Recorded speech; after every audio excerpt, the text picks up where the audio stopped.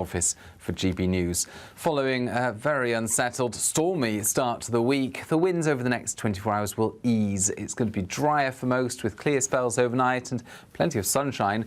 During Wednesday, summer weather returns for the time being, with high pressure building back into the southwest. That's helping to kill off the showers into the evening. But there is an area of rain that's just going to affect the north of Scotland for some time, before becoming restricted to the far north as well as Shetland and Orkney. Elsewhere across the UK, clear spells, lighter winds. As a result, temperatures dipping into the single figures in sheltered spots. But plenty of sunshine first thing, certainly some decent sunny spells across the southern half of the UK. There will be a few mist patches for parts of southwest England first thing. They'll lift pretty quickly in the morning, and then blue skies for much of England and Wales, Northern Ireland likewise, southern Scotland through the central belt. Now for the north of Scotland, here we've got thicker cloud and some patchy light rain through the morning. But even this is tending to drift further north into Orkney and Shetland, and it will clear mainland Scotland during the morning. But the sunshine elsewhere prevails. There will be some build-up of cloud during the morning and into the afternoon. Initially just fair weather cloud across the south, and then thicker medium-level cloud coming into the west, turning the sunshine milky by the afternoon across Northern Ireland, West Wales and Cornwall. But where we've got the sunshine and the light winds elsewhere, it's going to feel very pleasant. Temperatures back up to 22 to 24 Celsius. Then into Thursday, a change in conditions once again as a weather front sinks some rain southeastwards across the UK. This tends to weaken as the day goes on, mostly dry towards the southeast. Friday, more changeable weather to the north with some wind and some showery rain, drier and warmer to the south. Today, clouds overhead, total zen within. Boxed Solar sponsors the weather on GB News. This is your chance to live mortgage or rent-free for an entire year. We'll give you a cash lump sum that will cover 12 of your monthly mortgage or rent payments, up to an incredible £20,000. Plus, we'll add £5,000 on top of that for you to treat yourself. You have to hurry though, as lines will close on the 29th of August. For a chance to win, text WIN to 63225. One entry costs £2.50 plus one standard network rate message, or text BONUS to 63225. 5 entries cost £5 plus one standard network rate message. Go to gbnews.com/win. Entries start at £2.50. Call 0903 686 3232. Calls cost £2.50 plus your network access charge. Or post your name and number to GB15 PO Box 8690 Derby DE1 9TT. UK only. Entrance must be 18 or over. Lines close at 4 p.m. on the 29th of August. Please check the closing time if listening or watching on demand. Good luck. In the GB newsroom, we bring you the news as it happens. With our team of dedicated journalists across the UK, we're ready to keep you up to date with what's happening every half an hour, every single day. Bulletins here on GB News, the People's Channel, Britain's news channel. Good Afternoon Britain isn't just about us. The wonderful thing about this programme is it's about everyone watching. It's an interactive programme. Well, there absolutely is something to see here, and we're going to be talking about it more. Whether it's breaking royal news, please bring us up to date, or indeed a particularly punchy speech in the House of Commons. Very, very curious. We bring it to you live, and then we bring you live reaction as well. That's Good Afternoon Britain, weekdays from midday. Only on GB News, the People's Channel, Britain's news channel. Mornings don't have to be tiresome, especially if you have the right company. Wake up to news as it happens, opinion and debate, and of course, a little bit of entertainment too. Because when the kettle's on, we're on. That's Breakfast on GB News, a show worth waking up for. Every morning from 6 a.m. Only on the People's Channel, Britain's news channel. We'll spread the news, you spread the word. 5 hosts, 5 opinions, 5 fearless debates, 5 unfiltered takes on the day's news. 5 reasons not to be anywhere else on Saturday night. This is the Saturday 5. You got me good there. Britain's biggest Saturday night TV show. It's not a bad brand. Yeah. Uncensored. Very, very racy tonight on the... unpredictable. What did she say? Can you translate it for us? And always entertaining. And how can a country go from being led by William Wallace Saturday nights from 6 p.m. only on GB News. The People's Channel. Britain's news channel. You're going to want to stay tuned, trust me.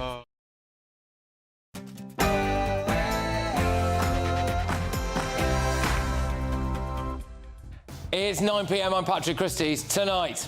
We're not setting out the numbers, and there's some specific reasons for that. Reasons for not setting out the numbers is, firstly, the numbers will vary. Yvette Cooper can't say how many illegals will be returned to France. Morning to you. Could you just clear up when this is coming in? What sort of number do you think a successful scheme would have? How many migrants every week do you think we can expect to be sent back to France? The Home Secretary ignored GB News again today, and I'm going to reveal which Labour cabinet ministers are refusing to come on Britain's #1 news channel. Also, you'll be able to work, and also you'll be able to know the criteria you need to meet up with to be able to apply. Charity visas. We expose another backdoor into Britain, and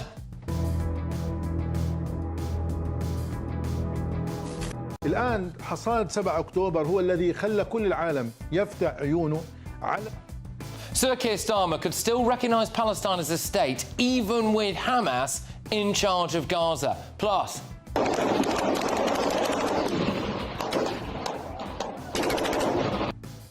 that's just some Mexican cartels having a scrap there, but Mexico is now warning its citizens about how dangerous Britain is to travel to. Plus, what's next? What are you going to do next? You're still going to charge... So has my council tax come down? Get this, Labour is about to clobber savers. Are they punishing people for working hard? On my panel tonight, we've got political commentator Esther Kraku, GB News contributor Alex Armstrong, and political commentator Jonathan Litt, and this shocking footage of the Indian floods.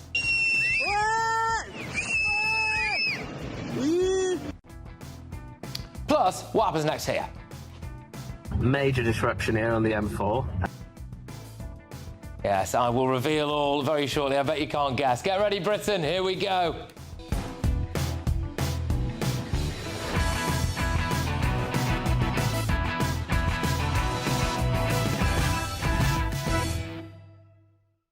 What are they hiding about asylum seeker sex offenders? Next.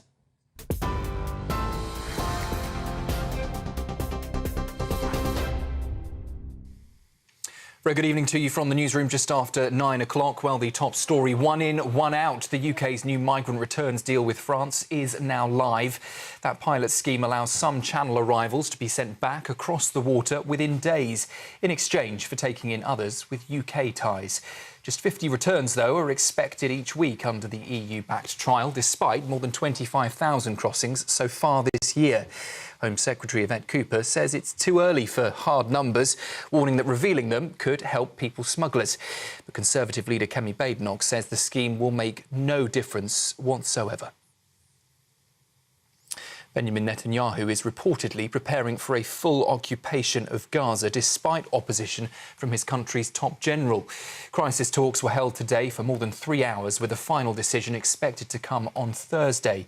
Israeli media, quoting an official, also say the Israeli Prime Minister is ready to escalate the campaign. Meanwhile, at the UN tonight, Israel is urging world leaders to focus pressure on Hamas, not them, after hostage videos were released showing captives severely emaciated. Speaking ahead of that Security Council meeting tonight, Israel's foreign minister called Hamas satanic, saying one hostage was forced to dig his own grave as part of what he described as a sadistic propaganda campaign. He did insist, though, Israel is allowing aid into Gaza and says the world's response has been, in his words, upside down. Here, systemic failures left UK prison systems days from collapse. That was the warning from a scathing new review by former Chief Inspector of Prisons, Dame Anne Hours.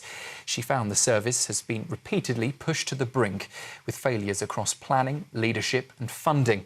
The report also revealed the cost of building new prisons has almost doubled, now hitting more than £10 billion. It paints a picture of a system under severe pressure, with warnings ignored and a crisis narrowly avoided. Robert Jenrick is calling on the Law Society to scrap new language guidance he claims seeks to divide people on the basis of race and ethnicity. The Shadow Justice Secretary says the advice promotes, quote, dangerous ideas, including that racial categorisation stems from white supremacy. He argues society should not be colourblind and merit-based and accuses the legal body of promoting ideology over equal treatment. In response, the Law Society has said the aim is to simply help solicitors use more inclusive language. Police in Warwickshire are denying claims tonight that they tried to cover up the rape of a 12-year-old girl in Nuneaton. Reform UK Council leader George Finch says the public weren't told the full story and that both men charged were asylum seekers. In a public letter, Chief Constable Alex Franklin-Smith has hit back, saying the force did not and will not cover up criminality and that their priority is supporting the victim involved. The men accused are due in court later this month, and the Home Office is now being urged to clarify their immigration status. And a scathing US Coast Guard report has said today the Titan sub disaster was preventable and have blamed OceanGate's critically flawed safety practices. The deep-sea vessel imploded during a Titanic dive last June, killing all 5 on board, including CEO Stockton Rush. Investigators say the company evaded scrutiny, ignored key inspections and failed basic maintenance protocols. Families of the victims are now calling for meaningful reform as pressure is mounting for tighter oversight of such experimental submersibles. OceanGate has said that it has fully cooperated with the inquiry and has extended condolences to the victims' loved ones. Those are the latest headlines for now. I'll be back with you for the news at 10. For the very latest GB News direct to your smartphone, sign up to News Alerts by scanning the QR code or go to gbnews.com/alerts.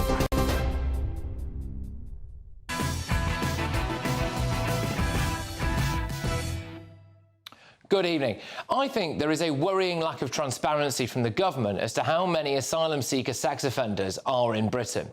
The Home Office or the Crown Prosecution Service don't keep a record of them, and I can't help but wonder if that's deliberate. It's also been revealed that we do not take DNA samples from illegal immigrants. We only take fingerprints and some facial analysis. Every single illegal immigrant must have their DNA taken upon arrival. That way, we will know immediately if one of them sexually assaults or rapes someone. And if you go on the government website now, you will see this quite shocking page. It says, this information is for anyone who thinks that their immigration case may have been influenced by an inappropriate demand for DNA testing. The provision of DNA evidence in immigration cases should always be voluntary and never mandatory. A helpline has been set up for anyone who thinks that they may have been affected to get advice and support. Are they having a laugh? Seriously? What about the rights of women and girls in the UK to feel safe on their streets? And now we've got Sir Keir Starmer and Yvette Cooper coming out and saying that police should be more transparent about the nationality and asylum status of criminal suspects. I mean, they've got more front than Southend, haven't they? Here's what she said on Radio 4. I think there should be transparency. Yeah, what does that mean? We think more information should be provided, and I've given you an example in the case on the Iranian suspects of where more information has been provided. The issue that we do need to recognise is that there are times in court processes where there are legal issues where the Crown Prosecution Service will currently say that particular pieces of information cannot be provided, where we may well think that they should be. Yeah, come off it. Neither the Prime Minister or the Home Secretary wanted a national inquiry into the Pakistani rape gangs. They didn't reveal what they knew about Axel Rudy Cabana making ricin in his bedroom and being in possession of an Al-Qaeda terrorist manual. In the wake of last year's summer disorder, they put out wanted posters with a load of white people's faces on them, then published their home addresses when they arrested them. You know what preceded some of that summer disorder? Oh, there was the Hare Hills riots. Do you remember them?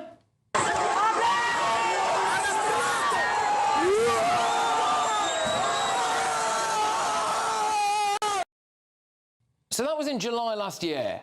Have we had a nationwide manhunt for those responsible? No, in fact, it was less than 24 hours ago that West Yorkshire Police put this tweet out. There you go. Gosh, would you have a look at that? there doesn't appear to be a white person in that photograph, maybe one, I think. I think we're more than a year on from those riots now, and I wonder why the police haven't been able to identify who any of those people are. Could it be that some of them are not here legally? Well, maybe we'll never know. So, we've not been DNA testing illegals or keeping a record of how many of them rape and sexually assault women and girls, and police forces have been withholding information about the nationality and asylum status of criminal suspects. Some foreign nationals found guilty of all sorts of different crimes are barely being punished either. Could it be because of stuff like this? I think we've got a thing there. There you go. An Iranian national, Soros Amini, raped a 13-year-old schoolgirl in an alleyway. He was sentenced to just 7 years, of which he'll probably only serve 2/3. Now, the judge is quoted in that article as saying that he did not deem him to be a dangerous offender and concluded that the girl didn't suffer severe psychological harm. Who the heck are these judges? The Home Office won't comment on whether he'll be deported. I think we might know the answer to that. Then there's this. Ammar Jabbar came from Iraq in 2021. He repeatedly stabbed someone. He had to use an Arabic interpreter, naturally, in court. He got away with a suspended sentence after being found guilty of GBH without intent. The judge thought that his rehabilitation would be better served within the community. And no, that's not the community back in Iraq. That's the community right over here. The scale of asylum seeker and migrant crime is unknown. And then when they do get to court, they often get away with a slap on the wrist.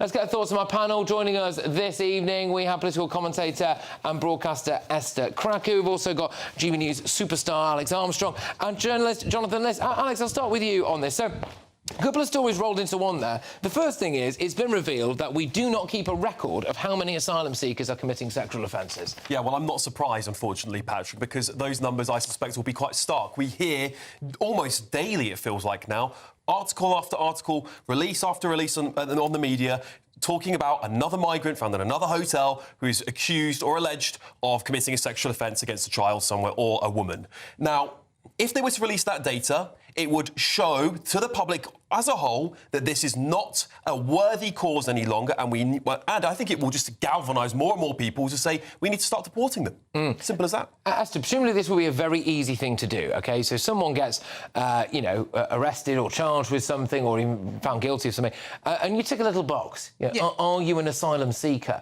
So the fact that they haven't been doing that, to me, implies that they didn't want to. I think I would probably blame sheer incompetence, because the system is actually bursting at the seams. I mean, I think the fact that they don't even bother to do DNA tests, people would say, oh, it's because they're trying to protect them. No, it's because they cost a lot of money to process DNA tests.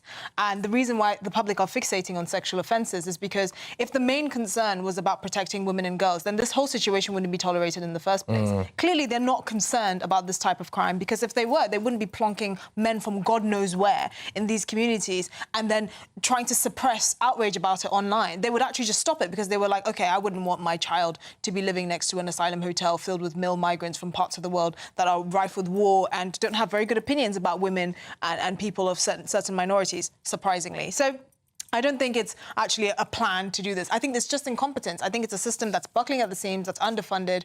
I just don't think that the state is getting to grips with the severity of the crisis. Well, they need to start doing it, OK? It's been revealed now that they've not been doing it, and I think the thing now is just start doing it. I just want them to stop this. I don't care about who they record. Just stop this madness. Stop the billions of pounds a day that we're a year that we're spending on these hotels. Stop this ridiculous system. Enough. OK. Jonathan, do you think it's a little bit rich of Sir Keir Starmer and the Home Secretary Vat Cooper to come out now and call for more transparency when it comes to nationality and asylum status of alleged offenders? Why would it be a bit rich of them to do that? Well, because they didn't back the Pakistani rape gang scandal national inquiry. They were withholding information about Axel Ruda Cabana that was since revealed that would not have contempted the court, and they did that deliberately. How exactly do you think the Southport case, that was... that came from good intentions. As you know, I'm very happy to criticise the government when I think they do wrong things. But can you imagine if it had gone the other way and that maybe there had been an attempt to nullify the trial because it had been compromised in some way? So I can understand that. And look, these things are very, very sensitive. I can see different sides of this argument. I can understand why it may be useful to have more statistics. And I'm not in principle opposed to having DNA testing either, given that you have fingerprints. DNA doesn't seem like such a massive step from that. But I also can see that these can be manipulated for slightly unsavoury ends, in the sense that I think we have to bear in mind there is an epidemic of sexual violence in this country, and it is being perpetrated overwhelmingly by white British people. I think that's the thing is that argument is exactly what supports the argument for releasing the data on nationalities and sexual assaults, because we don't need to import more of these problems. That is the point. If the priority was really to protect not just women and girls, but just people in this country in general, then the argument isn't, oh, white British people or British people commit sexual offences. Yes, we know that, and we don't. But we should be angry about that.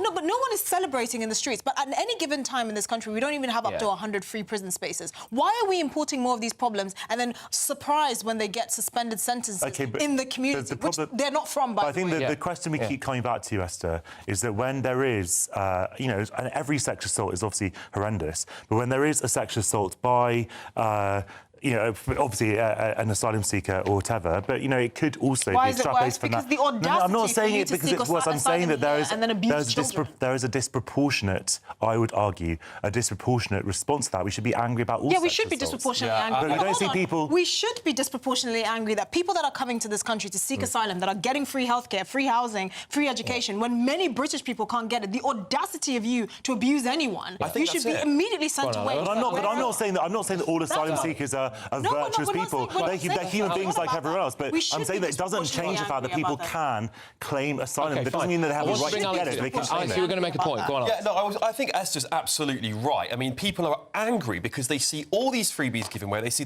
many illegal migrants being put up into hotels. They see all this stuff. Within days, you're absolutely right. But when we do look at the crime statistics, particularly when it comes to sexual offences, other nationalities are massively disproportionate. Not to British. massively, Alex. Yes, 10 times in some cases. What is the sexual assault of Ukrainians and people from Hong Kong? It's next to zero. It's actually in the negative. People of Bangladeshi heritage are actually underrepresented in sexual crime. So this has nothing to do with race. You do not get to try and claim asylum in this country and have the nerve to prey on underage girls. Well, obviously, look, Esther, I obviously agree with you. No, but that's obviously. But it's not. But those people. Conversation.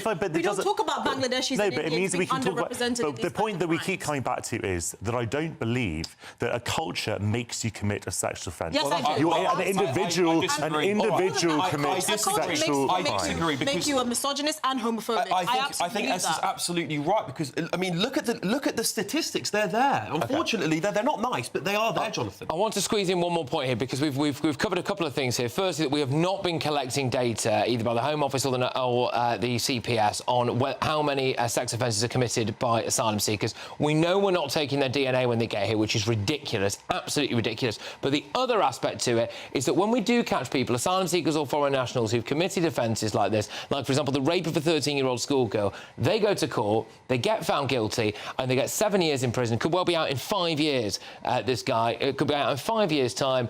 And the judge in that case decides that the girl, 13-year-old schoolgirl who was raped in an alleyway, did not suffer significant psychological harm from it, so the guy gets a lesser sentence. Even when we're catching these people, they seem to be getting softer justice than plenty of people who are British. Yeah, I saw some of the alleged stuff about the police. I know you were reporting on this the other week. Some of the police that allegedly might have been involved in some of the grooming gang scandals.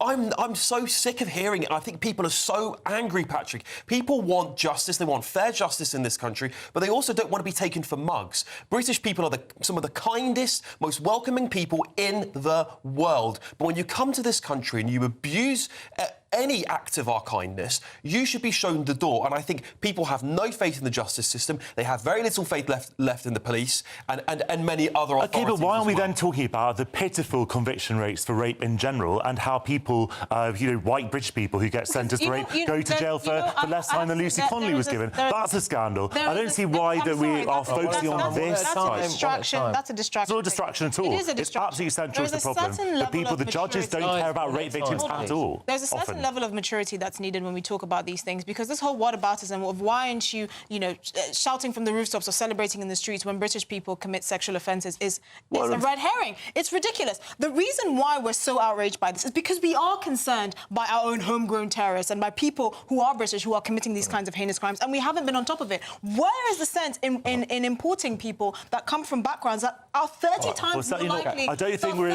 not importing sex offenders. I'll very briefly say as well, we also, yes, we should be outraged at British people doing these things, but they're our problem. Okay. They're our problem. Exactly. People coming here and doing this stuff from a different country should not be our problem. Okay, and that's guys, we're gonna have to go. But look, like I said, a couple of stories in one there, really, which is we're not obtaining this information, we're not taking DNA, and then we do catch people. It would appear through some very clear and obvious examples that they are not getting the kind of justice that many people feel that they deserve. Do we believe at home that Keir Starmer and Yvette Cooper really mean it when they call for more transparency about these kind of things? I find it quite hard to believe, given that Yvette Cooper's been pictured numerous times with refugees welcome signs. But anyway, a CPS spokeswoman has said the CPS does not maintain a central record of asylum and immigration status. However, this information may be included in a prosecution if it forms part of our case. The shorthand for that is you really need to go looking for it. So there we go.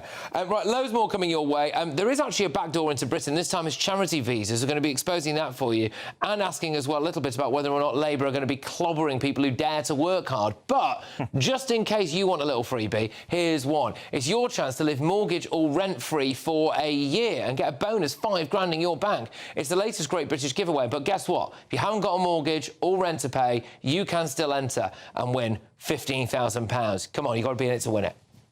This is your chance to live mortgage or rent-free for an entire year in the latest Great British giveaway. That's right, we'll give you a cash lump sum that will cover 12 of your monthly mortgage or rent payments, up to an incredible £20,000. Plus, we'll add £5,000 on top of that for you to treat yourself. And if you don't have a mortgage or rent to pay, lucky you, we'll give you £15,000 in cash instead. You have to hurry though, as lines will close on the 29th of August.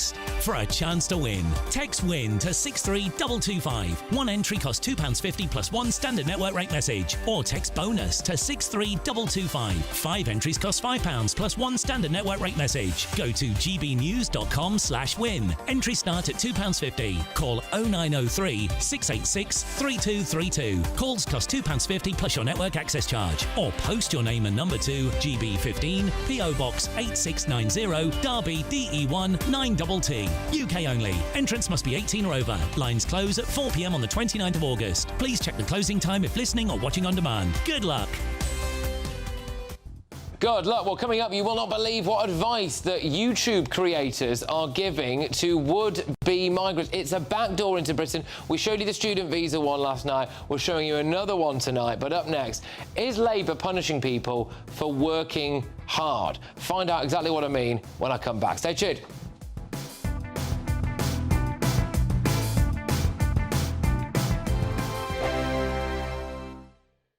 Britain was once the envy of the world.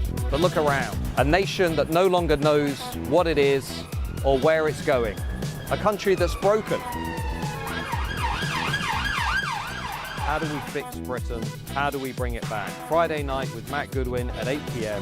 only on GB News. You've read the headlines, you've heard what those in power have to say. How about now we actually get to the truth? They would pay attention. We go beyond the political theatre and tell you what's really going on behind the scenes. For a massive council tax hike, one of the biggest in the UK. Others follow their lines, but we go off script.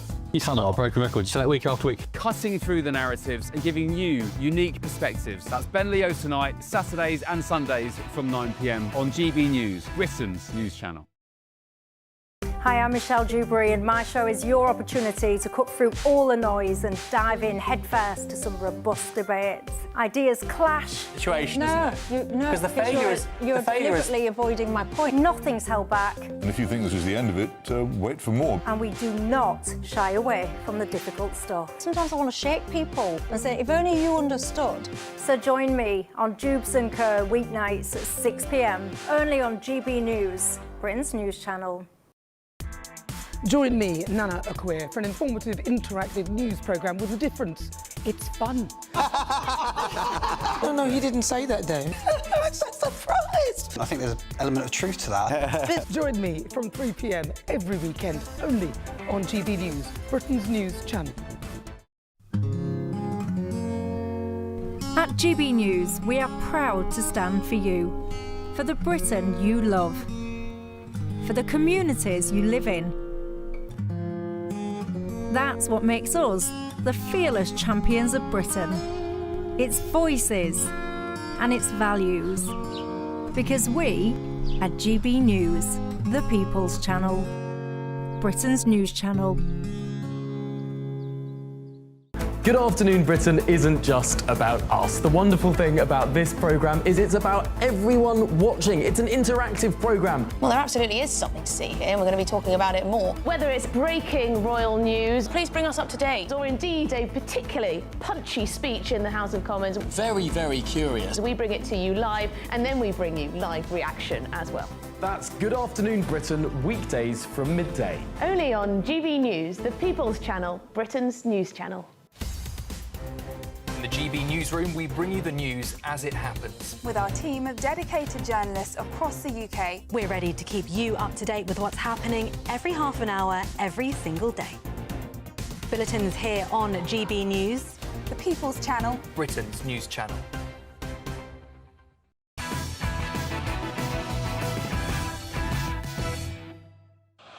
Welcome back. Do you work hard? Well, Labour's coming for you. It's time for our head-to-head.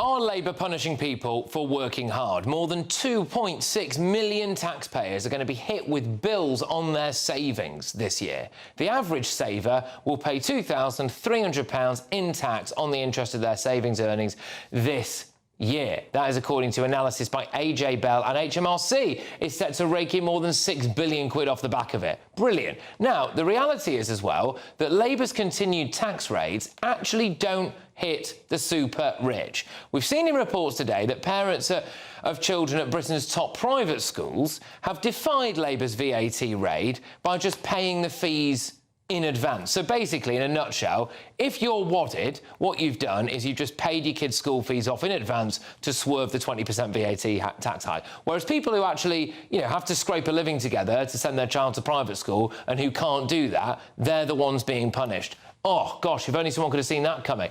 Are Labour now punishing people for working hard? Is it another attack, actually, on the middle class? Joining us now are Reform councillor and businesswoman Maxine Fothergill and commentator Peter Edwards. Great to see you both. Maxine, I'll start with you. Are Labour punishing people who work hard? Yes, they are indeed. It's absolutely wrong. It's unfair and unreasonable. They've come in, they've taxed absolutely everything. I'm no tax expert, but I run a small business. I've been running my business for the past 23 years. And frankly, the way that they've come in, the first thing that they did, they increased the national living wage, and they've been so proud to announce that, they've done this, but then they've also increased the NI contributions. So many small businesses have had to either get rid of staff or go under, and even large companies like Next, there have been thousands of jobs lost because of the way that they've actually overtaxed. It doesn't make any business sense. I just don't understand it. Peter, look, people have been told for generations now, go out, earn a crust, abide by the law. If you've got any money aside at the end of the month, put it away for a rainy day, maybe put it towards your kids in future or whatever. And now Labour is saying, we'll have that. Well, they wouldn't put it like that, but why is Britain so poor? Why is the deficit so high? Borrowed about £20 billion in June. I'd say after the disaster, it was Brexit. After COVID, of course, there are other factors. There are many more people claiming sickness benefits. I think that's gone up by about 1 million. It's projected to increase further. So that's a bigger burden on the taxpayer. And there's around about 1 million people who are in work, but registered as living in poverty across Britain. So we're fundamentally a lot poorer. And I'd actually say independent schools, which I have nothing against. I think choice is a good thing. And I have many friends and family who attended independent schools, but someone like me might be seen as subsidising middle-class folk who send their children to independent schools, How? even though they continue to enjoy charitable status, and I'm not really sure that's fair. Well, why are you Rachel Reeves subsidising? If anything, they're basically looked subsidising down you, the back of the Peter, centre aren't they? change. Because they're sending their children to a private school. They're also still presumably paying their tax. They're paying for a school place at a local school as well, and they're paying off their own back to send their own child to school. When it comes to that story that's come out there as well about the idea now that if you're wadded, really, you can pay off the school fees in a wanna, which is exactly what they've done. It would be people, like many people watching this show now, dare I say it, who scrimp and save and work all hours, day and night. Their primary focus of doing that is to try to get their children a better education, as they would see it, from a private school. It's them who are suffering, Peter. They can't afford to pay it off in a wanna, can they? So Labour's clobbering them.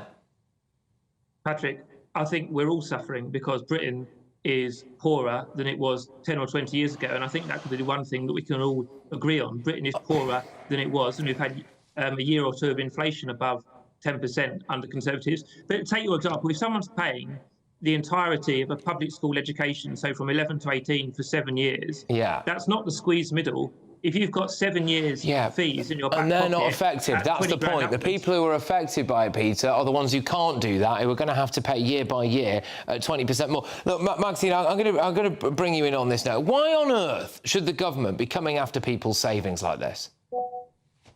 I have no idea, Patrick, I'll be honest. I mean, as an employer, we employ people, and the amount of times when I've gone out to employ people and I've talked about salaries and hours, and it doesn't pay to work. I mean, this is the terrible thing. They'll come in, they'll look at, how much we can pay them, and then they look at how much they can get on benefits, and they're actually better off being at home rather than actually working. I mean, what sort of society are we living in? And this isn't just Labour. This is a whole, this was Conservative that actually caused this. And Labour have literally rubbed their hands together and they've carried on. They've not done anything to actually try to stimulate the economy, try to actually do something so that we get an economy, a good business that's actually working. It does point towards a slightly wider issue as well. I'm just going to play a little bit of this clip. So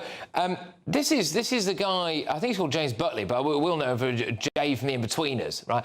And he made a point here. It seems like the kind of common man and woman out on the street has finally woken up to the fact the social contract in this country has been utterly shattered. Here's what he had to say about council tax.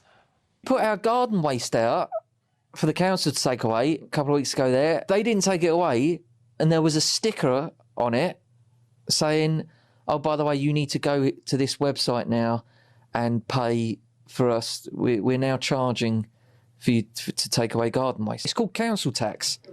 What's next? What are you going to do next? You're still going to charge... So has my council tax come down? No, is the answer to that question. Has it gone up? Yes.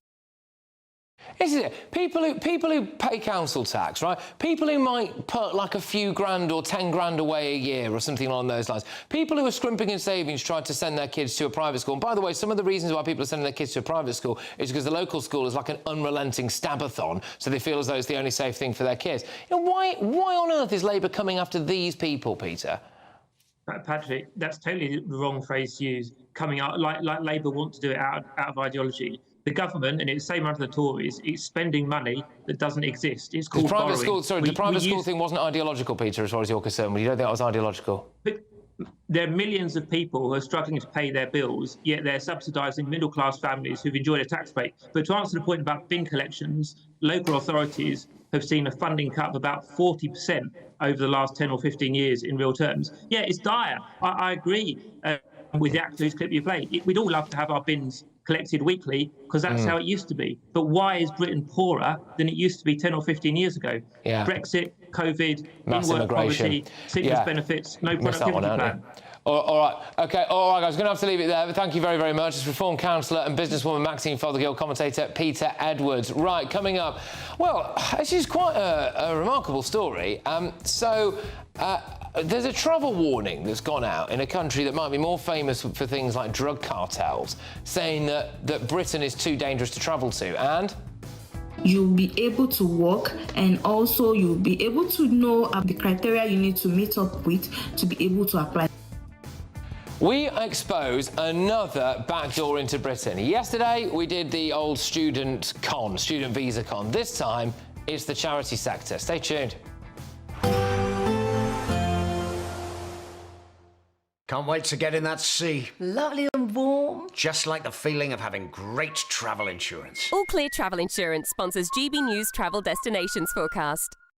Around eastern parts of the Mediterranean, we have some showery rain, which could be a little bit heavy at times. It's a drier picture further west, albeit some showery rain not too far from Madeira at the moment. Worth bearing in mind, temperatures across parts of Portugal and Spain, they're rising. We're going to get some heatwave conditions through the next couple of days, with temperatures peaking in the low 40s. But like I said, across parts of Greece into Turkey, here we do have some showery rain. Otherwise, the outlook is for things to be largely dry and sunny.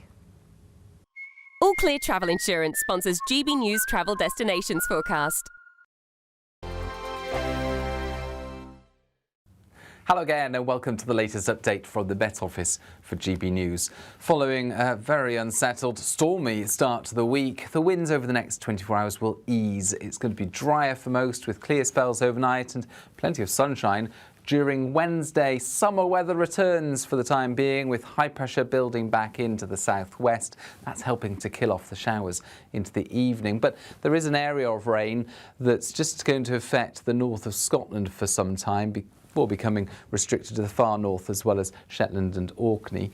Elsewhere across the UK, clear spells, lighter winds. As a result, temperatures dipping into the single figures in sheltered spots. But plenty of sunshine first thing, certainly some decent sunny spells across the southern half of the UK. There will be a few mist patches for parts of southwest England first thing. They'll lift pretty quickly in the morning, and then blue skies for much of England and Wales, Northern Ireland likewise, southern Scotland through the central belt. Now for the north of Scotland, here we've got thicker cloud and some patchy light rain through the morning. But even this is tending to drift further north into Orkney and Shetland, and it will clear mainland Scotland during the morning. But the sunshine elsewhere prevails. There will be some build-up of cloud during the morning and into the afternoon. Initially just fair weather cloud across the south, and then thicker medium-level cloud coming into the west, turning the sunshine milky by the afternoon across Northern Ireland, West Wales and Cornwall. But where we've got the sunshine and the light winds elsewhere, it's going to feel very pleasant. Temperatures back up to 22 to 24 Celsius. Then into Thursday, a change in conditions once again as a weather front sinks some rain southeastwards across the UK. This tends to weaken as the day goes on, mostly dry towards the southeast. Friday, more changeable weather to the north with some wind and some showery rain, drier and warmer to the south. This is Britain's Newsroom, where your voice matters. It's just astonishing. With expert analysis and honest opinion, we don't just keep you informed. We bring you unique perspectives you won't see anywhere else. Can't argue with any of that. When the news happens, it happens here. On Britain's Newsroom, weekdays from 9:30 a.m. Only on GB News. In the GB Newsroom, we bring you the news as it happens. With our team of dedicated journalists across the UK. We're ready to keep you up to date with what's happening every half an hour, every single day. Bulletins here on GB News. The People's Channel. Britain's news channel. Britain was once the envy of the world. But look around. A nation that no longer knows what it is or where it's going. A country that's broken. How do we fix Britain? How do we bring it back? Friday night with Matt Goodwin at 8 p.m. Only on GB News.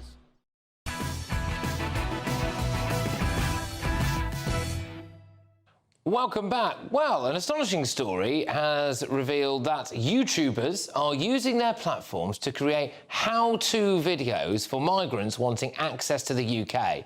And they basically identify visa loopholes. Right, let's take a look. Oh, no, wait. It appears that one of these videos has been taken down, but it was reportedly titled, "Move to the UK on charity visa for free." And that clip was posted by a man called Kelvin Asai, a Nigerian lifestyle and relocation content creator. Get that? He's a relocation content creator.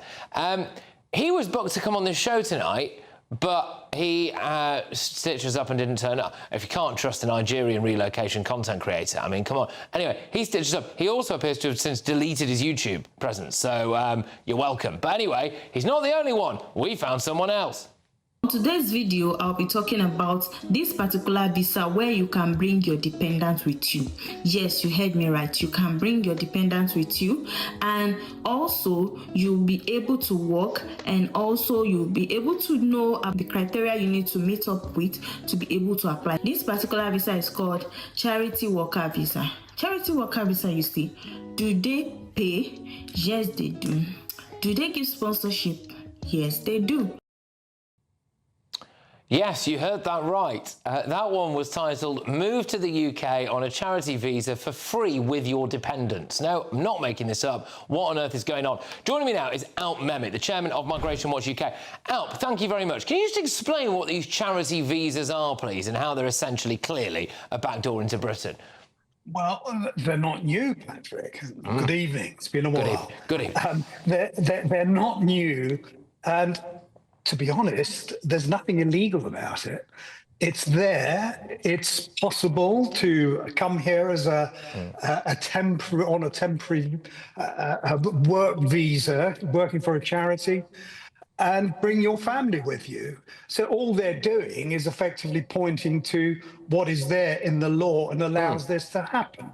And that's really why I assume that the Home Office or the authorities don't take any action against it. I mean, how do you prove in a court of law that this is all sort of underhand and it's an abuse and it's breaking the law? It isn't. Yeah. I mean, it seems like a bit of a loophole. So yesterday we did the student visa con, which is a con, really. I mean, people are literally just getting, doing some Mickey Mouse degrees at a university that no one's ever heard of, setting foot on British soil and either A, immediately claiming asylum, or B, overstaying their visa, being allowed to work, doing all of that stuff. It's a complete racket, and you can bring dependents over, can't you? I don't know about you, Alp, but when I went to university, I had no desire to bring my mum. But when it comes to what we're doing with the charity sector, presumably... I bet she wanted to come there. Yeah, probably she did, actually, to be fair. But when it comes to this charity sector, so you get a charity visa. What is stopping you the second you get to Britain on one of these charity visas going, actually, I'm just going to claim asylum? Nothing. Right. Nothing. And that, not just claiming asylum, but it's issued for a year. After a year, you can apply for an extension of stay. It doesn't automatically, if you get the extension, it doesn't automatically apply to your family. But nevertheless, once you've got it, it's easy enough for them to get it. The whole issue, Patrick, is the point of issue of this visa is, what are the intentions of that individual? If the intentions are not to come and work here free with a charity, but actually to migrate, to come to this country and stay in this country, that is against the law. And unfortunately, what we did was about 15 years ago now, in the time of Gordon Brown, we effectively did away with the interviewing of those who were coming here for whatever reason. So that the decision on whether someone could come to this country was the authority to issue that that visa was in an official like me. This is what I did in Nigeria 40 years ago. Now, if I could establish that the person applying did not genuinely intend to come here to work in a charity, to go to a university, whatever. If that wasn't their true intention, then there was authority for me to refuse that. That has all gone now. There is no interviewing. And what I would do is introduce visa interviews overseas. If you did that, then you would stop a lot of this abuse at base. But again, that's just basic, isn't it? It's just absolutely basic. Now, the chap I mentioned before who was doing the YouTube explainers, apparently he's a nurse who lives in Derby somewhere, Kelvin Osai, I think he's called. So he's not deleted his entire YouTube presence. As I understand it, he's deleted some of the videos, which are these how-to guides on how to say that you want to, get into Britain with a charity visa. If you want to come into Britain on a charity visa, is that essentially easier than trying to get a skilled worker visa? But Can you also just explain what it means in terms of bringing dependents? You know, what's classed as a dependent? How many could I bring if I wanted to come from Nigeria and get a job in an Oxfam shop? And anyone that is dependent on you and you can afford to look after them, to maintain them, can join you. I mean, it's as easy as that, really. I mean, we heard recently how one of the Palestinian migrants applying could bring 22 dependents with them. I mean, it's absurd, but that's what our law says. Well, what job's he got to support 22 people? Is the CEO of Deutsche Bank or something? I mean, what's happened? Well, if you're coming as a refugee, that's a different matter. Of course it is. You and I will look after them, I'm afraid. Oh, well, good. Well, on that note, Al, but I tell you what, we all feel enriched, don't we? But look, thank you very much. You know, what we really are trying to do here is, last night we did the student visa. I'm just going to call it a racket, really. You know, there's these other little things. And again, with these how-to explains that we're seeing on YouTube from these people, there's no criminality in what they're doing. I just think what is quite stark is that you've got these people who just seem like quite normal people, in this case from Nigeria, who have clearly figured out our immigration system better than your average man and woman on the street in Britain, and they are able to give people advice, albeit legally, on how to essentially game the system. And we need to wise up. We need to wise up. But Al, thank you. It's always a real pleasure, mate. You take care. All right. All the best. Al Mehmet there, Chairman of Migration Watch UK. Right, coming up. How unsafe is Britain? Oh, right. So this is it. Basically, Mexico, which is more famous, I think, for cartels than anything else, is saying that Britain is too unsafe to travel to. And... Morning to you. Could you just clear up when this is coming in? What sort of number do you think a successful scheme would have? How many migrants every week do you think we can expect to be sent back to France? Interesting, the Home Secretary launches a big flagship immigration policy that's complete pants, by the way, and she chooses to ignore GB News. I've got a list of the Labour Cabinet Ministers who seemingly refuse to talk to you. Stay tuned. Exciting news. Every Friday, my Patrick Christys Tonight Show is going to have a twist to it. We're welcoming some special guests. You. That's right, on Fridays I'm going to be doing my show in front of a live studio audience, because this show is about you and what you have to say. It's going to be the same big debates, same big topics, same big opinions, but every Friday night at 9 p.m. you are invited to come on down to Patrick Christys Tonight to be a part of the action. Only on GB News, the People's Channel, Britain's news channel. Welcome back to Britain's Newsroom with Andrew and Beth. Hello everyone, Patrick Christys here. I'm Michelle Jude, Britain's news channel. Access the stories that matter to you. Take the GB News family with you on any device. And as long as you have an internet connection, tune in to GB News anywhere on the planet or beyond. GB News, the People's Channel, Britain's news channel. Mornings don't have to be tiresome, especially if you have the right company. Wake up to news as it happens, opinion and debate, and of course, a little bit of entertainment too. Because when the kettle's on, we're on. That's Breakfast on GB News, a show worth waking up for. Every morning from 6 a.m. Only on the People's Channel, Britain's news channel. We'll spread the news, you spread the word. From the school run to the home run, watch a new show for all of Britain. He can say whatever he wants. A straight-talking show where all voices are heard. And, you know, when are we going to stop talking about smashing the gangs and actually do it? With the stories that matter from every part of our country. There's a bit of a crash landing there for your Chancellor. Bold, fearless and standing up for you. That's me, Martin Daubney, 3 p.m. till 6 p.m, weekdays, here only on GB News. The People's Channel, Britain's news channel. Westminster's full of talk, but out here, it's the real world. Am I allowed to talk No, now? that's it.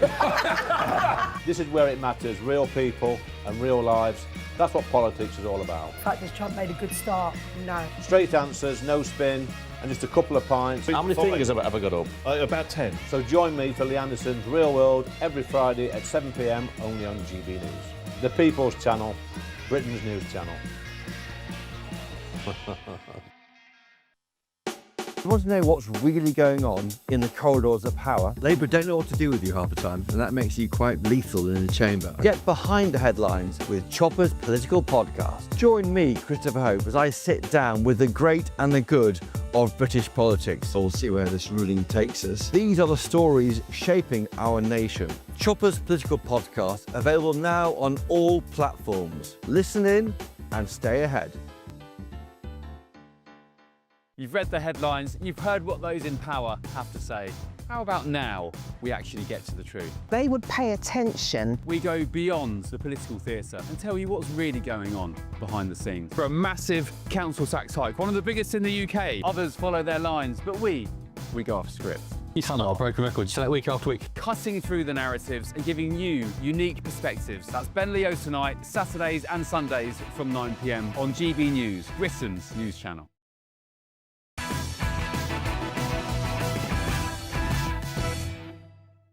Welcome back. So the image of a lawless Britain is spreading fast across the world as the UK travel safety rating has been downgraded.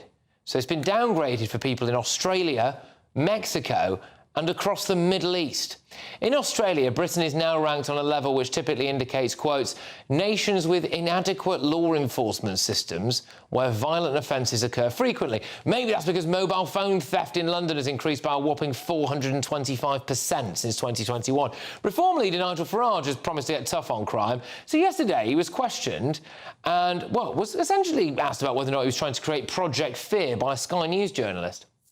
Is this Project Fear? I dare you to walk through the West End of London after 9 o'clock of an evening wearing jewellery. You wouldn't do it. You know that I'm right. You wouldn't do it.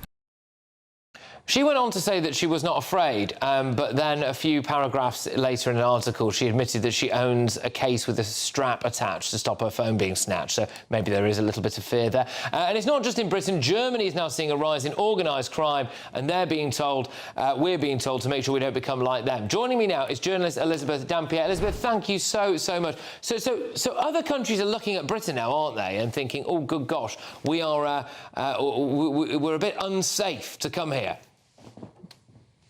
Well, I think the image that Britain is a safe country where you can just walk around with your phone or your purse out and don't have to take care, especially London, I think, has gained somewhat of a reputation internationally that you just have to be aware that there are people on mopeds operating and snatch people's phones. I think the icing on top of the cake there for me was that the Mexicans are now saying, you know, that they shouldn't do it. But you wrote a fabulous article, and that article was mainly based around what's been going on in Germany. And in Germany, I'll let you talk us through it, obviously, but they are clearly seeing a huge rise in organised crime that I think has been kind of almost allowed to happen. And you're concerned that we're going down the same route. Is that right?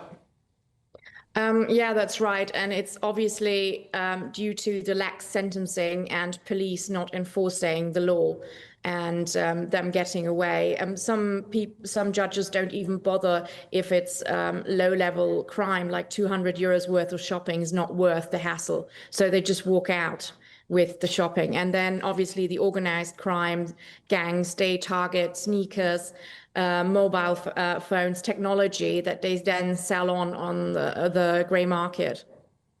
And that is dramatically increasing, and those based around two things, which is a lack of law enforcement on the streets and then a lack of accountability in the courts.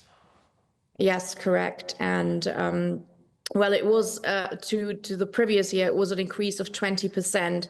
They estimate over 3 billion in damages, and it's a crazy sum if you think about it.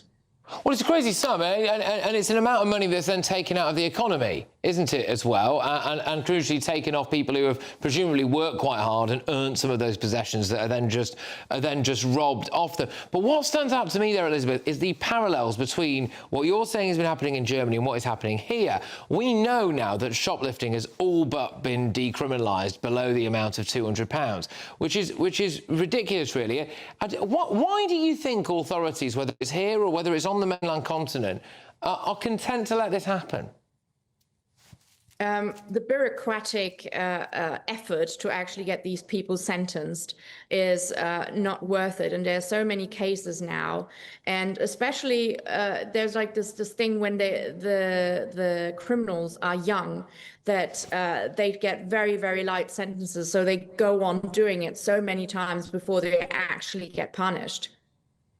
I just find this like so offensive, really, that we are willing to accept Britain in decline. Like, it's fine that the Australians, various different Middle Eastern nations and the Mexicans are now essentially all but advising against travelling to Britain, or saying if you do, just prepare to be mugged. I find that personally offensive as a Brit. I don't think we should stand for it, and yet we seem content for that slow decline, and that we can see what's happening in Germany, and we've thought, oh, we'll have a bit of that as well, which is astonishing.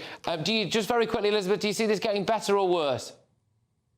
Well, I think the tendency is that it's getting worse unless they are actually changing the laws and making it much tougher much easier to prosecute and put people after, fewer offences in prison.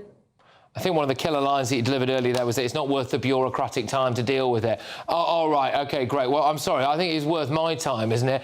Someone trying to find the phone that's just been robbed off me. Elizabeth, thank you very much. Elizabeth Dampier there. Now, coming up, we have been ignored. You have been ignored again by the Home Secretary today. Announced a big flagship illegal immigration policy and didn't do you the courtesy of coming on GB News and selling it to you.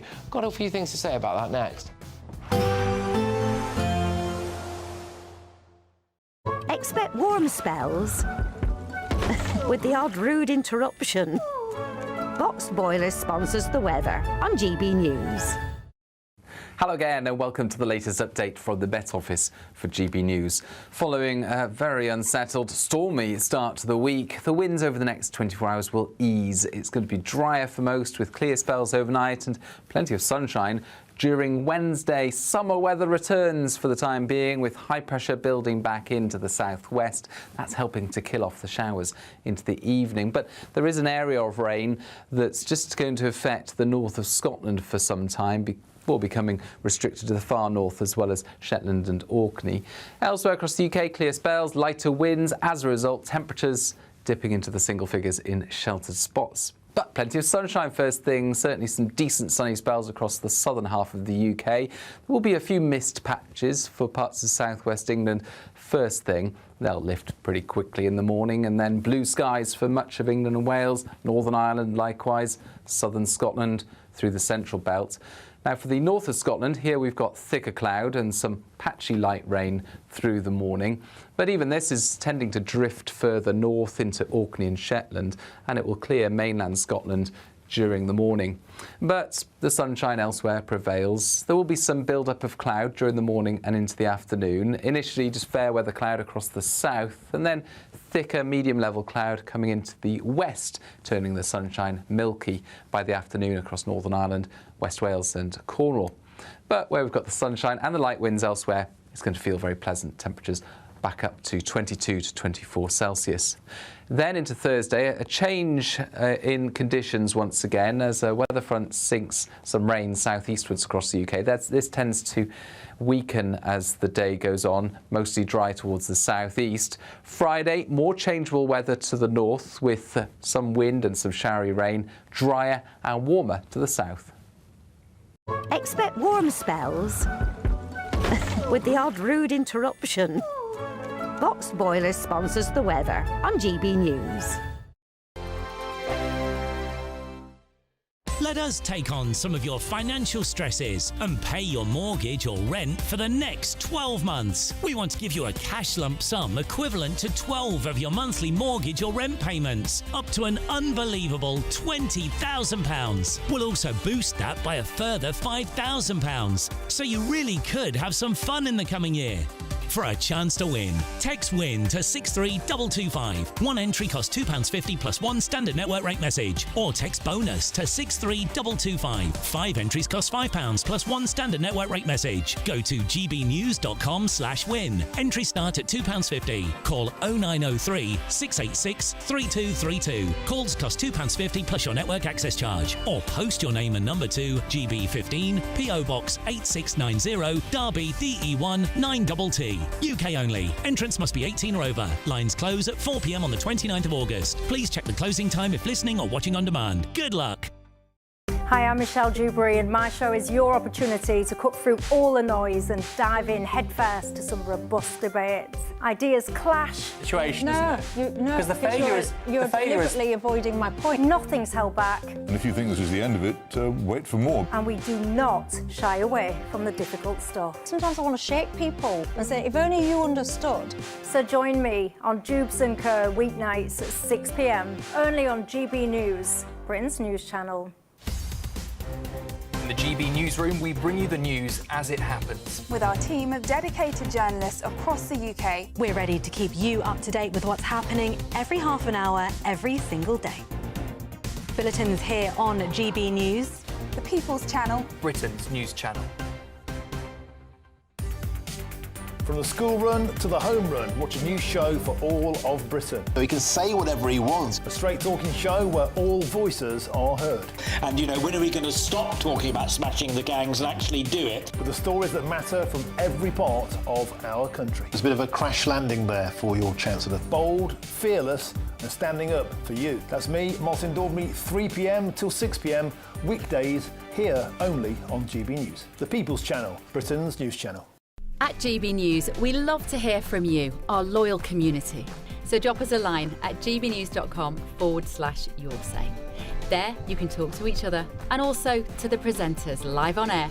gbnews.com/yoursay, because GB News is your channel, Britain's news channel. This is Britain's Newsroom, where your voice matters. It's just astonishing. With expert analysis and honest opinion, we don't just keep you informed. We bring you unique perspectives you won't see anywhere else. Can't argue with any of that. When the news happens, it happens here. On Britain's Newsroom, weekdays from 9:30 a.m. Only on GB News.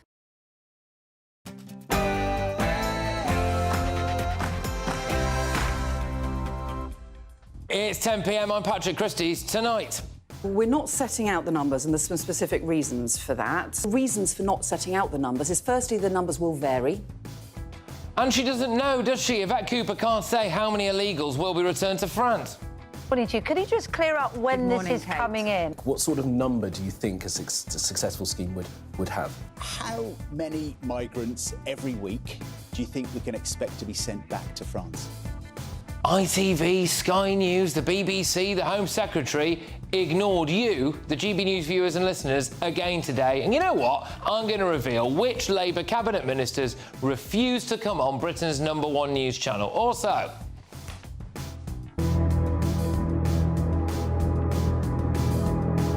الآن حصاد 7 أكتوبر هو الذي خلى كل العالم يفتح عيونه على Sir Keir Starmer could still recognise Palestine as a state, even with Hamas in charge of Gaza. Plus, breaking just minutes ago, it's on your screen right now, a fresh Prince Harry row has erupted. He's been slammed in a report for his conduct in the fallout of his recent charity exit. And, also on my panel tonight, we've got political commentator Esther Krakow, we've got GB News contributor Alex Armstrong, political commentator Jonathan Liss as well.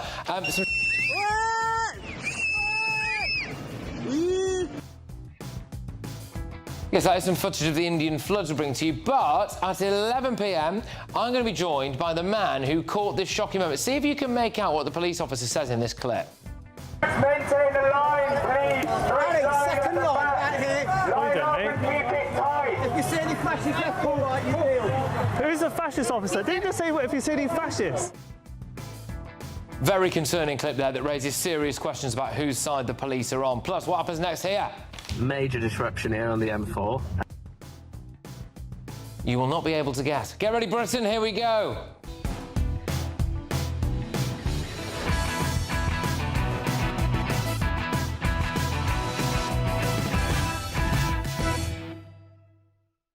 Today, the Home Secretary stuck 2 fingers up to GB News viewers and listeners. Next.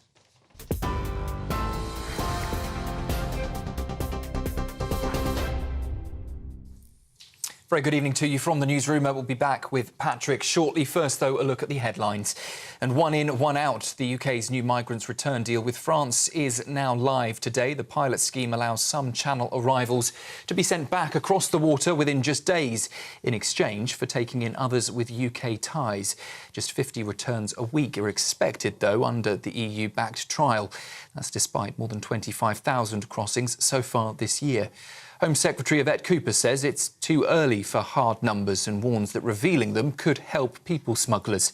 The Conservative leader Kemi Badenoch says the scheme will make no difference at all. Well, I just don't think this scheme is going to stop the crisis that we've got. We need to stop the boats. This feels like a scheme that's just having an exchange with France. 1 in, 1 out does not reduce numbers. It does not reduce the number of people who actually want to come to the UK. And 50 people a week, I mean, that means 94% of the people coming each week get to stay. That's not good enough.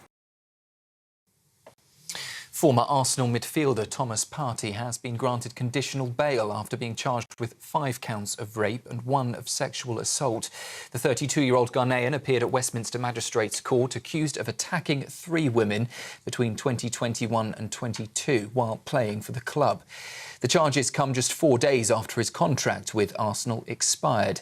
He denies all allegations and says he looks forward to clearing his name at the Old Bailey on the 2nd of September. Tommy Robinson has been released on bail after his arrest over an alleged assault at St Pancras Station in July. The activist flew in from Portugal after spending time in Tenerife, where he reportedly travelled following the incident. Footage appears to show him walking away from the scene at the time. He was arrested shortly after 6:30 last night on suspicion of grievous bodily harm, and British Transport Police say he remains under investigation. In Scotland, pass rates have risen as pupils there have been receiving their exam results. Students have found out their grades in nationals, highers and advanced highers. Official data shows there has been a slight improvement on grades last year. And our Scotland reporter Tony Maguire has been speaking to some of the students. I did really well. I managed to achieve 5 A's. 5 A's, wow, and yourself? And I've managed to get 1 A advanced higher, 2 A's at higher and 2 B's another 2 B's at higher, but I already had an A at higher from last year, so. Maybe stop showing off now, yeah. I think, you know. Yeah, we're both really happy, so we just wanted us to work hard. If we worked hard, we didn't care what grade we got. Yeah, I got on really well, I got straight A's, so I'm happy, I'm chuffed. And did you expect that? No, not at all. Apps of maths, I was so scared that I walked out that exam and I was like, I think I've failed, and the fact that I got straight A's, I'm proud of myself and the hard work's paid off. Those are the latest headlines for now. Plenty more still to come with Patrick. For the very latest GB News direct to your smartphone, sign up to News Alerts by scanning the QR code or go to gbnews.com/alerts.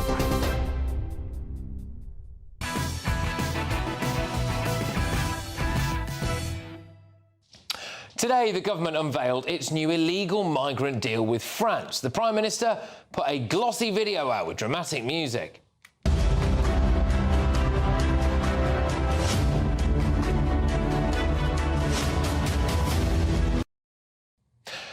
And the Home Secretary tweeted about it. Yes, she did. There we go. Our new agreement with France is a vital part of dismantling the business model, yada, yada, yada. And then she did the media rounds to promote it.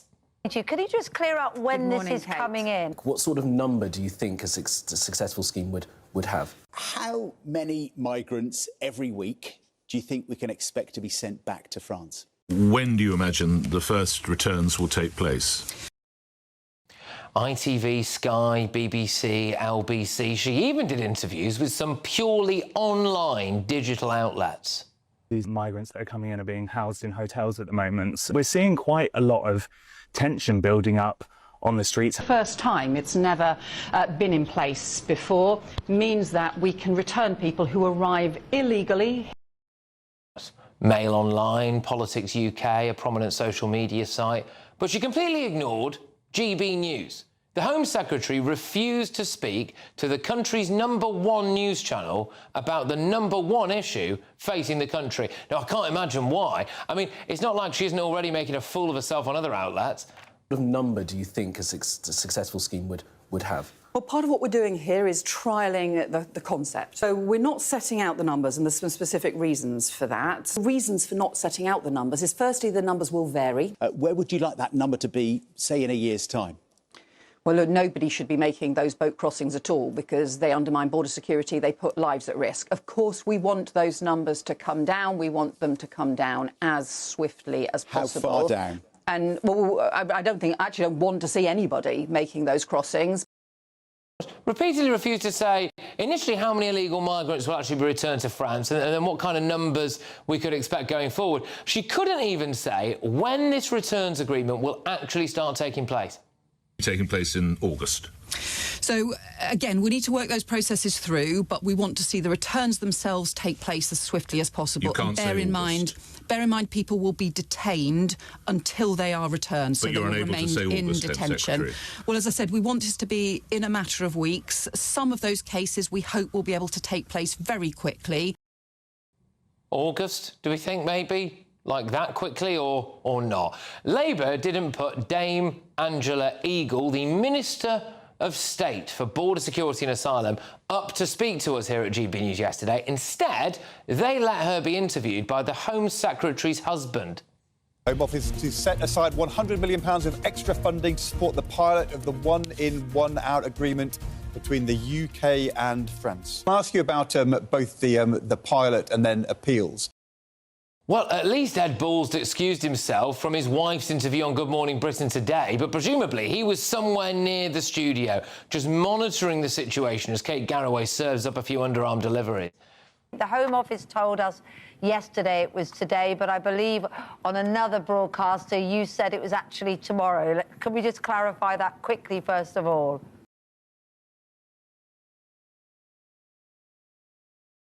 Oh, we're all friends here. Oh, we're all friends here. Don't want to annoy Ed. Labour aren't including GB News in the morning round tomorrow either. Lisa Nandy's doing that.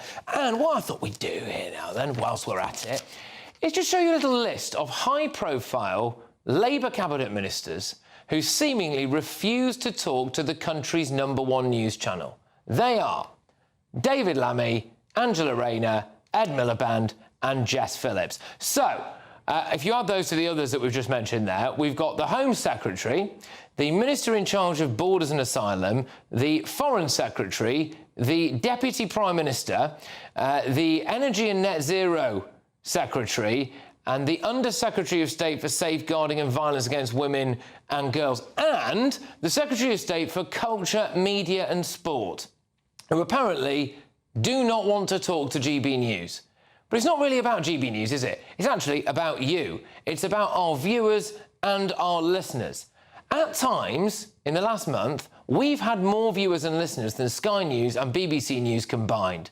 What does it say about this Labour government that they don't think you are worth their time? They aren't bothered about you. And they wonder why they're getting hammered in the opinion polls. I wonder why Yvette Cooper didn't want to talk to us today. Could it be that we'd systematically pick apart her bogus deal with the French? I mean, there's been a few tweets that have come out about this, people who've picked through this deal. So here's some of the detail, right? So the deal has no numbers in it. So could it be that we'll actually be sending back fewer than 50 a week? And this is the key one for me. France has no obligation to tell us any information about who they're sending us in return. So we don't know who they are. It's mad. We have a ridiculous non-deal with the French that could lead to us taking more illegal immigrants than we have now. A Home Secretary who can't be bothered to sell the deal to the viewers and listeners of Britain's #1 news channel, and a cabinet full of top ministers who don't want to talk to you either. Let's get the thoughts of my panel. Joining us this evening, we have political commentator and broadcaster and columnist Esther Krakow, GB News superstar Alex Armstrong, and journalist Jonathan Liss. Well, Alex, I'll come to you first on this again. What do you make of this, first of all, the fact that there's a whole host of very prominent Labour cabinet ministers there who don't want to come on? You know, this illegal immigration stuff is the most important issue facing the country. GB News has been leading the charge on it. She's the woman in charge of it, and she won't talk to us. Yeah, they're running scared of GB News, aren't they? It's that simple, Patrick. They know this is the only news channel. They're going to get tough questions. You just showed all those videos there of the Home Secretary getting softball questions by her husband's mate. Frankly, one of the interviews was bonkers stuff. It wouldn't be acceptable if that happened here at GB News. We'd be splashed all over the left-wing media the next day saying how GB News biased this, GB News biased that. But the reality is they're scared. They're going to get a hard time here, and we're going to ask them the difficult questions the people of this country want. I just think it's so arrogant. I mean, they normally tell us, oh, sorry, we didn't have time oh, it's an operational thing. Well, you've got all the time in the world for absolutely everybody else. And I think, in fact, Cooper did several BBC outlets today, and, you know, all the time in the world for the broadcaster that employs her husband, which is remarkable, isn't it? But I think our viewers and listeners are probably going to feel quite offended by that. Well, it's insulting. I mean, that video that you showed that someone put on his Instagram, which, social media, which looks like Pimp My Ride Channel Edition of having these swanky boats going to pick them up. Don't forget the music in the background. It's like, honestly, it's like we're being punked. The country is being insulted. It's one thing to sit in opposition for 14 years and to deride the Tories, who did a terrible job, mind you, and say, oh, we're going to be the adults in the room and smash the gangs, which I'm starting to think he didn't mean what we would all think he would mean when he says smash the gangs. Anyway, and now we're a year into this government. Boat crossings are 50% higher than they were last year when he was lampooning Rishi Sunak over this. And then you're showing this sort of Pimp My Ride video saying we're going to tackle this crisis. We don't know how many migrants we're sending back. It's not going to cut the numbers. And the French are literally laughing. But look, this is why Labour are tanking, Jonathan. I mean, if I just look at this now, so I've got the exact terminology here. More people watched GB News than BBC News Channel and Sky News. On average. That's the metric, according to industry figures. And Labour, a whole raft of Labour cabinet ministers there, from the Foreign Secretary to the person in charge of digital, culture, media and sport, whatever that department is, cannot be bothered to come on and talk to our viewers and listeners. Well, look, I think that you've listed a few ministers that suggest that the vast majority of Labour ministers are, in fact, coming on GB News. There shouldn't be one that's... And I think that there was an example a couple of months ago where Keir Starmer only invited GB News on his trip to Albania, where he was hoping to sort of alpha migration. So I don't think that GB News can say that it's a total pariah in all cases. I personally, as a left-wing person who comes on GB News regularly, I think it's important to speak to people who don't necessarily agree with me, and boy, do I do that. And I think that, ministers... I don't think there should be an obligation to, but I think it would be helpful. I think it should be an obligation. You know what's happening? The 23-year-old special advisors, who at 23 should be not advising on anything really, are sitting in a room and gathering together their media schedule and saying, oh, you probably shouldn't go on GB News, and the ministers are probably agreeing. It's a tactic. Well, look, they're not doing it by accident. It's a ridiculous... especially today of all days, you're announcing this huge flagship policy, as they would call it, with... the French about smashing the gangs and stopping the boats. It's the #1 issue facing the country for many people at the moment. We are the #1 channel, not just literally, but also on this issue. Yeah. And to not come on and talk about it, I think, is absolutely ridiculous. And it makes you wonder what they're actually hiding. And go on, Alex, you're going to... Well, no, I was going to say, on top of that, because of the work that you have done, I mean, I was here when you were in Calais, fantastic journalism, praise from front-bench politicians across the spectrum, except for Labour, I hasten to add.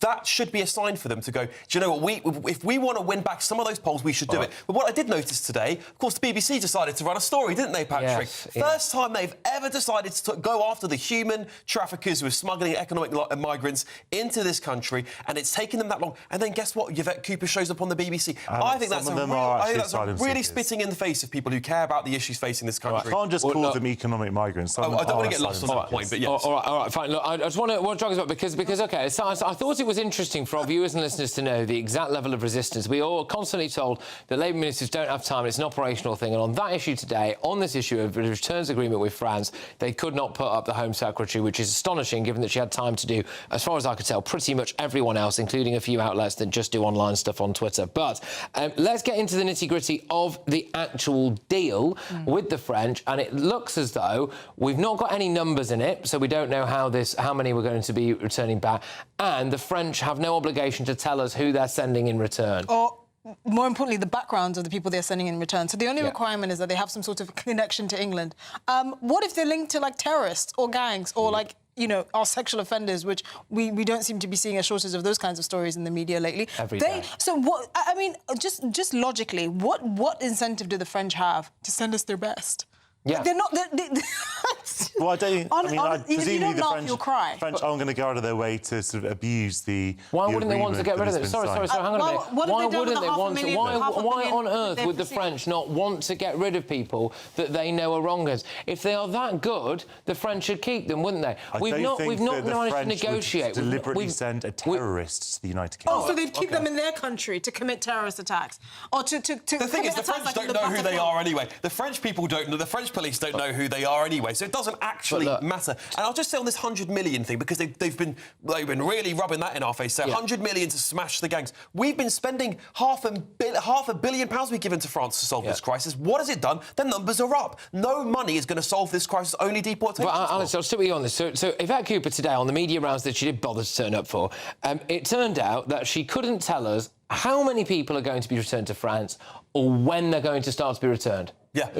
Oh, to scare the gangs into submission. That's how it works. No, it's not even that. It's that they don't have a clue what they're doing. I saw Angela Eagle's interview with the BBC on this as well. She couldn't answer any questions either. Right. And it's gone from a deal with Macron, a one-in, one-out deal, to a pilot scheme. And the numbers we don't even know. So this whole thing is a farce. Just quickly, just put the other side of it quickly, I suppose, Jonathan. I mean, this thing about, is it understandable that Yvette Cooper comes on and doesn't tell us when this thing is going to start or how it's going to work? Why do the rounds anyway? Well, I speak to you as someone who doesn't approve of sending people back before their claims have been processed anyway. And I think that if people have legitimate claims to the United Kingdom, they should be allowed to claim asylum here. So one thing I think that we can all agree on is that it's a gimmick, mostly a desperate gimmick, to try to get Labour some political capital, to try to get Labour a win from the state visit that Macron had here. I think that we can agree on that. Is it going to deter anyone from coming here? Is that the bottom line? Of course it's not going to deter anyone from coming with those sexy ships Starmer just showed. Sexy ships? No, because they've always put the emphasis on smashing the gangs.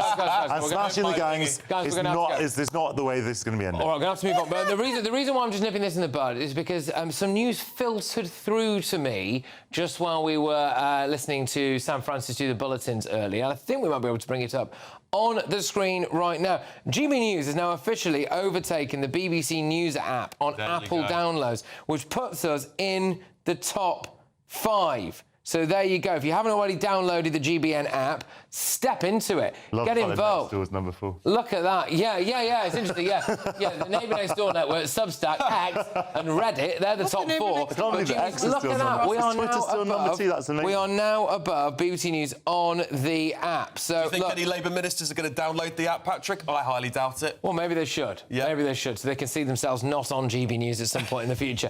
Right, a lot more coming your way. Just with a more serious hat on now.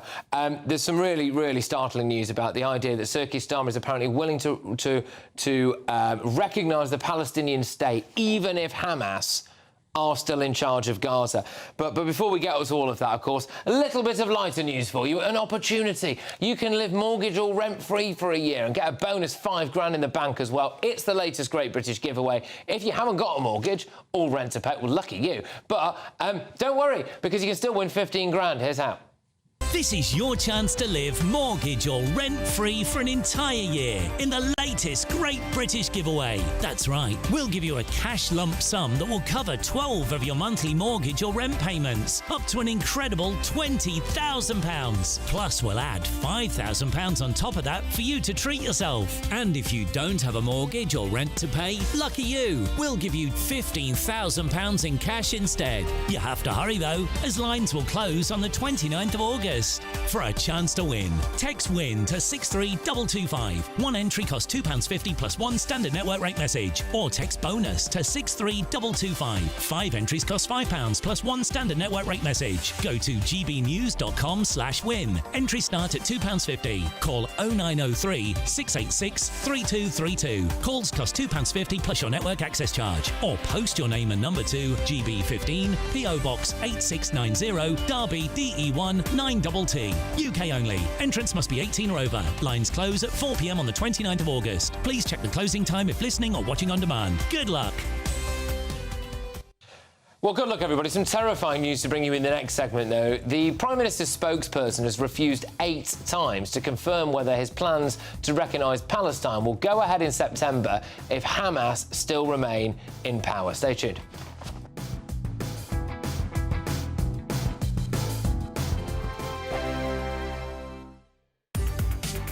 From the school run to the home run, watch a new show for all of Britain. So he can say whatever he wants. A straight-talking show where all voices are heard.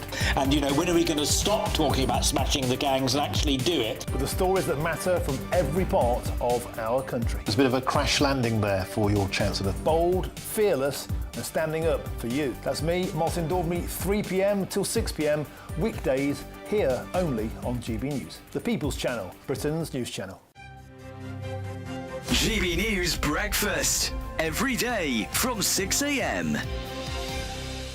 27 now. Heaven, Health and Beauty in Shropshire is celebrating the official unveiling of their royal warrant today. Well, it's been recognised as the supplier of skincare products and treatments to Her Majesty the Queen after she first used the company's products 19 years ago. She's a loyal customer. She is a loyal customer. Jack Carson has been getting the treatment. I was just like, I wish my mum was here to see this. There's a beaming smile on the face of Heaven, Health and Beauty founder Deborah Mitchell as she celebrates the unveiling of their royal warrant. Starting her business with £10 in her pocket in 1995, Deborah says she's worked from the ground up and started providing skincare treatments to Her Majesty the Queen 19 years ago. Today she says she's honoured to be a recipient of a royal warrant. It is a feeling that you cannot explain, but I was very lucky before having the royal warrant when Camilla Parker Bowles was Camilla Parker Bowles, and I didn't tell anybody I did her treatments. It hit in the press, and then this product, which is the bee venom made from bees, makes the skin look younger using a Botox alternative. The King and Queen have granted royal warrants to almost 400 companies that supply the royal household, with each one lasting up to 5 years. It also means those companies can display the royal arms on their products. Director and daughter of Deborah, Ella Mitchell, makes this business a family affair, and she's made sure the packaging is already getting a fresh look. Ella says she's proud the products are made in Britain. The achievement itself, you feel proud to be British, and I think that's one of the core values of us. GB News, the People's Channel. Westminster's full of talk, but out here, it's the real world. Am I allowed to talk now? No, that's it. This is where it matters, real people and real lives. That's what politics is all about. The fact that Trump made a good start, no. Straight answers, no spin, and just a couple of pints. How many fingers have I got up? About 10. So join me for Lee Anderson's Real World every Friday at 7 p.m, only on GB News. The People's Channel, Britain's news channel.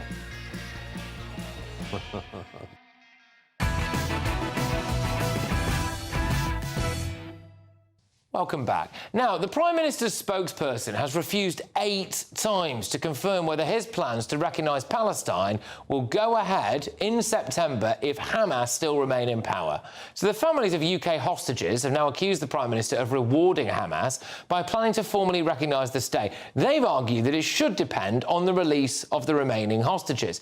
Israel say Hamas are still holding 22 living hostages, including Aviata David, who was pictured in a narrow concrete tunnel just days ago and unfortunately, horrifically, was made to dig his own grave by Hamas.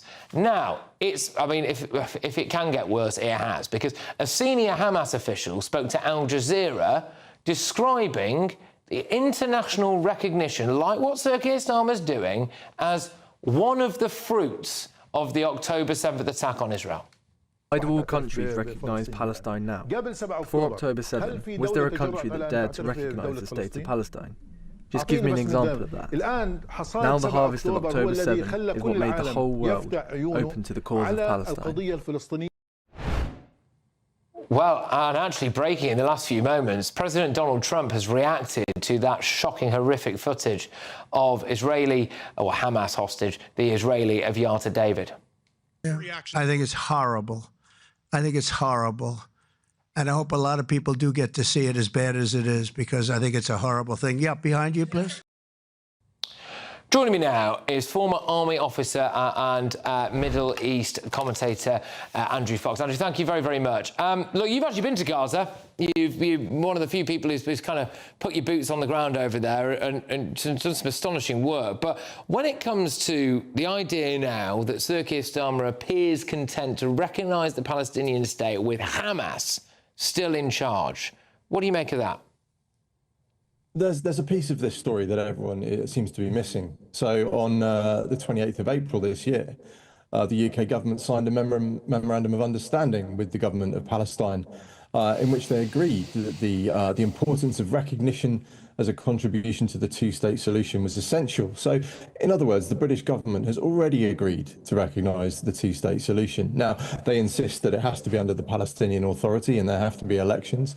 But the key thing that matters here is that Hamas is polling at 70% in the West Bank. So if there were an election in the Palestinian Authority areas tomorrow, Hamas would win with a landslide. So Mr. Starmer seems to be convinced that he's pressing ahead with this, and it's a perfect blend of naivety and stupidity. Yes, quite. And also, as Hamas are telling us, it is a direct reward for the terrorist atrocity that happened on October the 7th. Yeah, it is. They think it's a reward. Mr. Starmer insists it isn't. But frankly, if you gave me a cup of tea and I thought it was a reward, I would take it as a reward, and it would be a reward. This is basic stuff. But Mr. Starmer clearly has a domestic agenda here. He has a section of his electorate that he needs to shore up, not only after losing 5 seats to Gaza Party MPs at the last general election, but now Jeremy Corbyn's Hezbollah party, who are coming over the horizon to steal more Labour seats. So this is clearly a domestic decision by Mr. Starmer rather than anything that's going to make any practical difference on the international stage. I mean, if what you say is true, which I've got no reason to disbelieve, of course, that in a way is even worse, isn't it? That he would be potentially content to recognise a terrorist state that has massacred Israelis and Jews and kept some of them hostage, just recently released a video of one of them digging his own grave, in order to try to stave off domestic pressure here in Britain for people who are, well, I don't know whether you'd call them Hamas adjacent, but they would probably refer to themselves as aggressively pro-Palestine. But can I just ask you, we're seeing some images there on our screens about what appears to be aid in Gaza. Now, Sir Keir Starmer has been dressing this up as an issue about this humanitarian crisis that's going on in Gaza, and I think there obviously is a humanitarian crisis. I think we've got a tweet that you put up as well that we might be able to throw to here. There we go. Journalists on the Gaza aid-dropped flights have been taking footage from the sky, now gasping in horror at the destruction. I think you said that you kind of warned Israelis that they should be maybe bracing the world for this and explaining why. But if Keir Starmer is doing this because he's so appalled by the humanitarian situation in Gaza, who is responsible for the humanitarian crisis in Gaza? Is aid getting in? Are Hamas taking it? Or is it the Israelis' fault? Well, all that footage you've got there is mine that I took in Gaza last Monday, and there's me looking cool in my helmet. The bottom line is the distribution stuff here is working. That Gaza Humanitarian Foundation is a good system. They have had 0% of their aid intercepted by militant groups, and they have given away every meal for free, and they're well over the 100 million meal mark now. Just this week, the UN announced their figures. They have had 85% of their aid convoys going into Gaza have been intercepted. 85%. And this stuff is going to Hamas warehouses. It's going to markets where Gazans are being charged for this stuff rather than getting it for free as they do. Would it be your contention then, Andrew, that we are seeing starving Gazans because of Hamas? Hamas and the UN. The UN are getting a free pass on this. Look, there's enough aid in Gaza for everyone. If you look at the UN's own figures, 3,000 calories per day on average have gone into Gaza. That's more than you need, more than I need. That is more than enough to feed every single man, woman and child in Gaza. The issue is distribution, and the people who've owned the distribution for the last 22 months is the United Nations and their allied NGOs. But they're also the ones who seem to be putting a lot of international pressure on countries like Britain to try to recognise this Palestinian state. And I do wonder whether over the course of our conversation we've kind of untangled a bit of a web here, haven't we? Really, which is that we're seeing starving pictures there mainly because of problems with the United Nations and with Hamas. That is then leading to international policy to try to recognise Palestine as a state. Sir Keir Starmer wants to recognise it as a state, even with Hamas at the helm. And then on top of that, you think that he's really doing it not because of any of that, but because of domestic pressure here in Britain. This is, it's almost despicable, isn't it? That? Yeah, I think so. They're playing politics with people's lives. Because look, if the UN got behind Israel's plan to develop these secure routes into Gaza for aid to make sure that hungry people got the food they need without having to pay for it, without having to barter for it in the markets, then we would save many, many lives. But instead, Sir Keir Starmer and the UN and these NGOs are playing politics because they hate the state of Israel and they want to see a state of Palestine. Well, Andrew, thank you very much. Well done for getting in there and for doing that stuff as well, and for, actually showing some footage from there. You got rightly praised for that. I mean, immense stuff, really. So thank you very much for coming on and talking to us as well. Take care. Andrew Foxhouse, a former Army officer, Middle East commentator. He's been out there on the scene. No, I'm sure Sir Keir Starmer would say that, he doesn't hate the state of Israel and all of this, but I think we have to ask some serious questions about what's going on with this policy at the moment with Palestine and what it means for us here in Britain. But coming up at 11 p.m, I'm looking forward to this. I'm going to be joined by a man who took this footage. See if you can make out what this police officer says at a migrant protest in Epping. Maintain the line, please. Alex, second line out here. Keep it tight. If you see any fascists left or right, you deal. Who is a fascist officer? Didn't you just say if you see any fascists? Well, I think that says a lot about the mindset of some police officers. And the front pages have just landed as well. We'll be picking through those. Stay tuned. Ready to soak up that holiday sunshine? Won't we need some cover? No worries. All sorted. All Clear Travel Insurance sponsors GB News Travel Destinations Forecast. Around eastern parts of the Mediterranean, we have some showery rain, which could be a little bit heavy at times. It's a drier picture further west, albeit some showery rain not too far from Madeira at the moment. Worth bearing in mind, temperatures across parts of Portugal and Spain, they're rising. We're going to get some heatwave conditions through the next couple of days, with temperatures peaking in the low 40s. But like I said, across parts of Greece into Turkey, here we do have some showery rain. Otherwise, the outlook is for things to be largely dry and sunny. All Clear Travel Insurance sponsors GB News Travel Destinations Forecast. Hello again and welcome to the latest update from the Met Office for GB News. Following a very unsettled, stormy start to the week, the winds over the next 24 hours will ease. It's going to be drier for most, with clear spells overnight and plenty of sunshine. During Wednesday, summer weather returns for the time being, with high pressure building back into the southwest. That's helping to kill off the showers into the evening. But there is an area of rain that's just going to affect the north of Scotland for some time, before becoming restricted to the far north as well as Shetland and Orkney. Elsewhere across the UK, clear spells, lighter winds. As a result, temperatures dipping into the single figures in sheltered spots. But plenty of sunshine first thing, certainly some decent sunny spells across the southern half of the UK. There will be a few mist patches for parts of southwest England first thing. They'll lift pretty quickly in the morning, and then blue skies for much of England and Wales, Northern Ireland likewise, southern Scotland through the central belt. Now for the north of Scotland, here we've got thicker cloud and some patchy light rain through the morning. But even this is tending to drift further north into Orkney and Shetland, and it will clear mainland Scotland during the morning. But the sunshine elsewhere prevails. There will be some build-up of cloud during the morning and into the afternoon. Initially just fair weather cloud across the south, and then thicker medium-level cloud coming into the west, turning the sunshine milky by the afternoon across Northern Ireland, West Wales and Cornwall. But where we've got the sunshine and the light winds elsewhere, it's going to feel very pleasant. Temperatures back up to 22 to 24 Celsius. Then into Thursday, a change in conditions once again as a weather front sinks some rain southeastwards across the UK. This tends to weaken as the day goes on, mostly dry towards the southeast. Friday, more changeable weather to the north with some wind and some showery rain, drier and warmer to the south.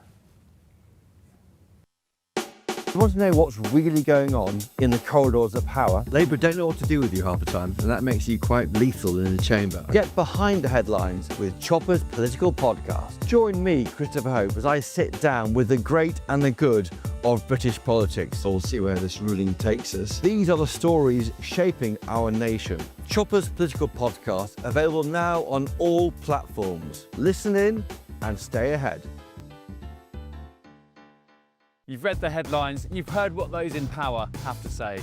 How about now we actually get to the truth? They would pay attention. We go beyond the political theatre and tell you what's really going on behind the scenes. For a massive council tax hike, one of the biggest in the UK. Others follow their lines, but we go off script. You sound like a broken record. You say that week after week. Cutting through the narratives and giving you unique perspectives. That's Ben Leo tonight, Saturdays and Sundays from 9 p.m. on GB News, Britain's news channel.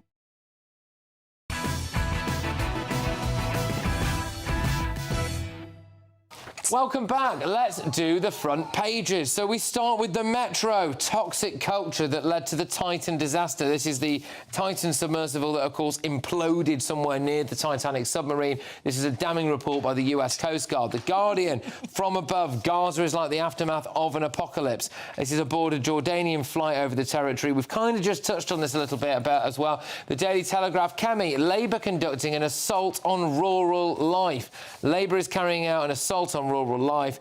The Tory leader renewed her attack on Sir Keir Starmer's government for its cruel and unnecessary inheritance tax raid on farmers. Let's go to The Sun. 3 months after BBC exit, ITV swoop for Gary Lineker. He's going to host a Saturday night show. He's back on the box. Gary Lineker is to return to a Saturday night telly, and it's a new ITV game show called The Box. It comes 3 months after the England footy legend stepped down from the BBC's Match of the Day. Wow, there we go. The Daily Telegraph, Reeves told, quotes, raise taxes now to fix a £50 billion hole. All right, OK, yeah, because whose taxes? What taxes? Who is it you're going to clobber? Where is it going to come from? She's on course to miss her target. It's just bonkers. Yeah, of course, bonkers. They've got a side panel here, though, which is an interesting story as well. Prince Harry is under fire for a role in, quotes, damaging charity row. The charities regulator has criticised Prince Harry, apparently, for his part in the damaging public spat in which the chairman of trustees of his Centre Barley charity claimed to be the victim of bullying and harassment. The Charity Commission, said that the row, which led to the resignation of Prince Harry, severely impacted the charity's reputation and risked undermining public trust in charities more generally. So Prince Harry's been rebuffed there by the Charity Commission. Difficult for me to really know where to start on this, really. You'd be surprised that the Duke disagrees. He hit back, turns out we're doing this. Saying the Charity Regulators Commission investigation had fallen troublingly short, and that the consequences of Dr. Chandoka's actions will not be borne by her, but by the children who rely on Centre Barley support. It's interesting that he didn't think about who bear the brunt of the action. It also says, to be fair, the report found no evidence to back up her claim of bullying. So there is that as well. I just think this psychodrama of Harry, Meghan and whatever they touch always just seems to turn to dust, doesn't it? And Netflix still... something else for a second. We're on national television. We're on the country's #1 news channel, guys. Come on, we've got to show some perspective. But I mean, frankly, everything they do is a disaster. The Netflix deal is a disaster. Spotify deal is a disaster. The charity stuff They've made more money than you'll ever make. I'm sure they have, especially when you're coming from the royal family. You're going to make money. But, you know, when you're grifting as hard as they are, you're going to make some grafting. No, they're grifting. But the reality is they can't do anything right. I mean, I wouldn't trust them. The reality is it? I wouldn't trust them to run a corner shop, let alone a charity, but there we go. Well, talking of people who own corner shops and therefore people who work hard and pay tax, Rachel Reeves, this will stick with the front of the Telegraph, why not? Rachel Reeves being told to raise taxes now to fix a £50 billion hole. Well, she has to. She will have to raise taxes. But the problem is, this is the original sin of this government, is that in the 2024 election, they should have just squared with people who were desperate to give the Tories a kicking and would have given Labour a fair hearing if Labour had said, you know what, to repair the public services the Tories have destroyed, we need to raise money. That may include taxes like income tax, national insurance. They didn't do that. They paid themselves into a corner, and now they're paying the price for it. They would have won all of 10 seats. I really think they wouldn't have. At this point, Rachel Reeves is willing to sell our organs to raise. What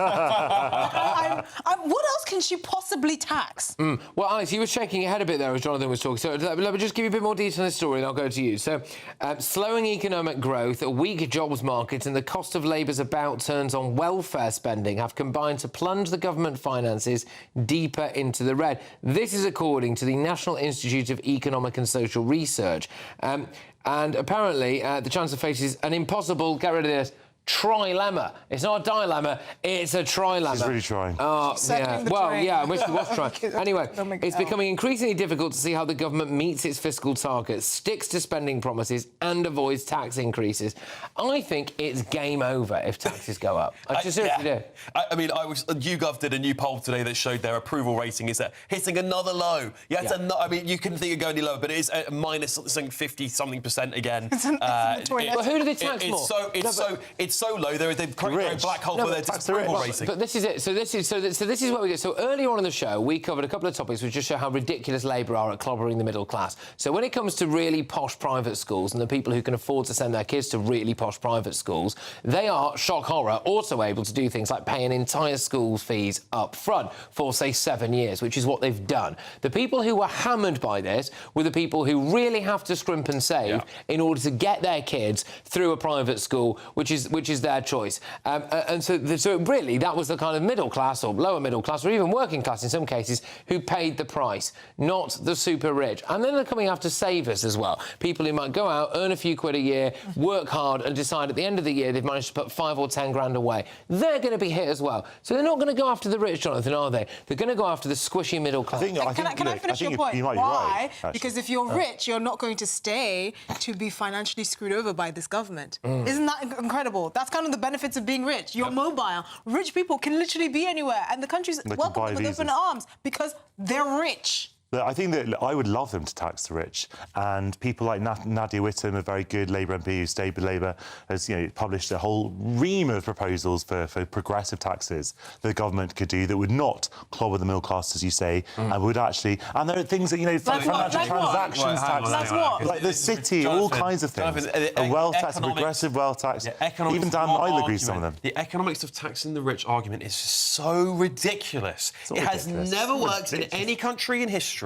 What you do, those people who've creating the wealth, they are paying 25. Hang on, before you get involved, 25% of your tax bill is the country's tax bill is paid by those top 1% of people. Who pays half? Let me tell you something. Now you're going to say the trickle down economics works. It does, of course it does. Of course it doesn't, mate. Of course it doesn't. Sorry, we can't. We're pressed for time, but it's a good job. We've got a whole hour after this to talk about the newspapers in more detail. Sorry, Esther's looking at me like she wants to kill me. I know. As if. The reason why I wanted to is because I wanted to show you a clip that caught my eye. I've been teasing this. You'll never guess what happens next here on this trip down the motorway.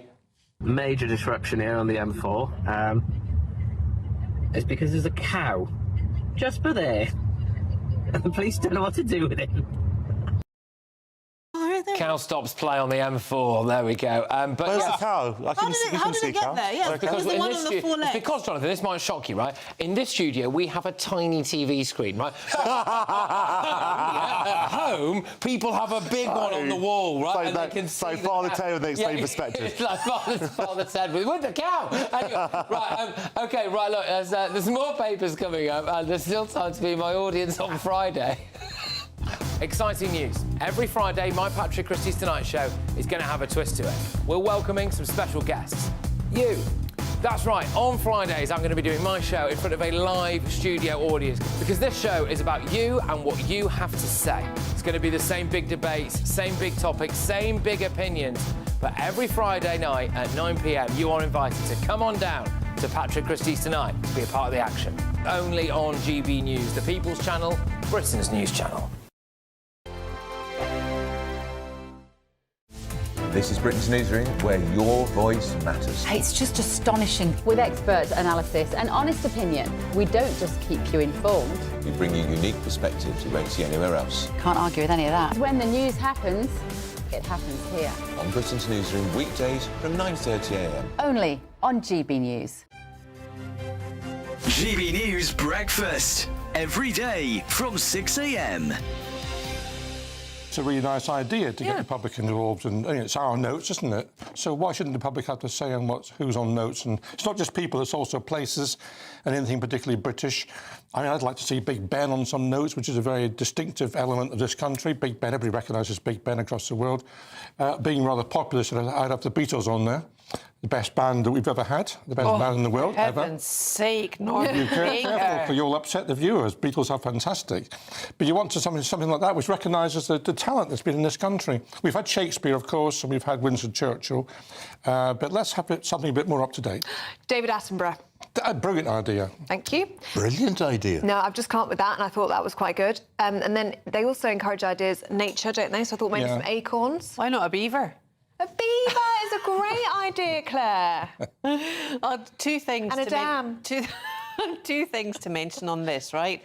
One, you still cannot pass a Scottish note in anywhere in England, and for fear it will not be accepted as legal tender, right? But can they not? It is legal tender. Of course but it is legal. Yeah, it is legal tender. Same as an Ulster note. Yeah. It's all sterling. It's got the word sterling written on it and whatever.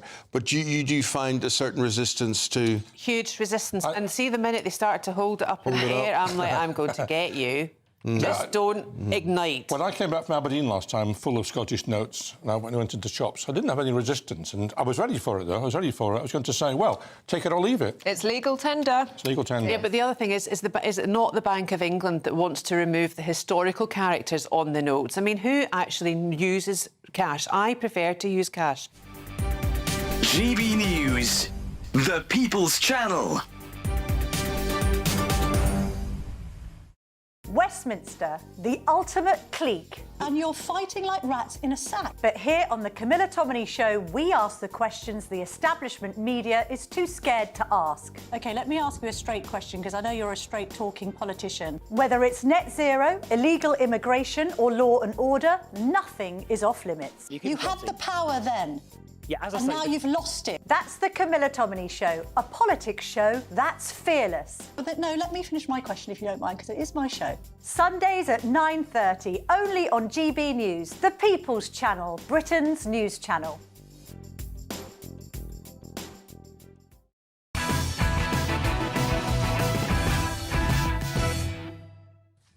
OK, welcome back. So let's do some more front pages. The Times have gone with migrants can use rights laws to evade deportation. Well, yeah, we know that, but the reason why this is relevant today is because of the French deal, right? So they're saying small boat migrants will be able to frustrate attempts to deport them back to France under Sir Keir Starmer's returns deal by exploiting human rights lawyers.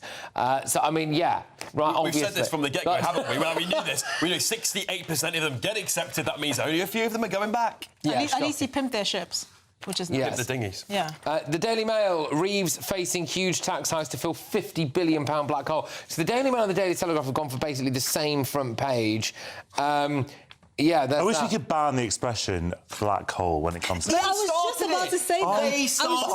I always said that it was a nonsense, Alex. They coined the term. Now I'm not a member of the cabinet. From their own nonsense. They're hoisted by their own petard. You're not a member of the cabinet because you've come on this show. So, they've also got damning probe into Prince Harry's charity criticises all sides. Now, the Daily Mirror have got a rather spicy story on the front page. Royal exclusive. Epstein, the Queen, and the royal box. Andrew pictured with Pedo and Maxwell as Her Majesty attended Ascot. I believe that the story is essentially that Prince Andrew took Jeffrey Epstein into the royal box at Ascot on the same day that the Queen was there. That's the story. The story, the headline's a little bit more sensational than the copy, it seems, yeah. Yeah, poor judgment, I think, on Prince Andrew's behalf. Not for the first time. Yeah. So there we are. Right, OK, well, yeah, I mean, the Reeves is copying it. The fact that migrants are going to be using... you know, this standing army of human rights lawyers that we have in this country. I think they're more than the actual army. Otherwise known as people who are there to uphold the law. But they're not really. They're there to find loopholes in the law to keep people that shouldn't be here, aren't they? That's the problem. Bash the lawyers all you want. There may come a day when we all need a lawyer.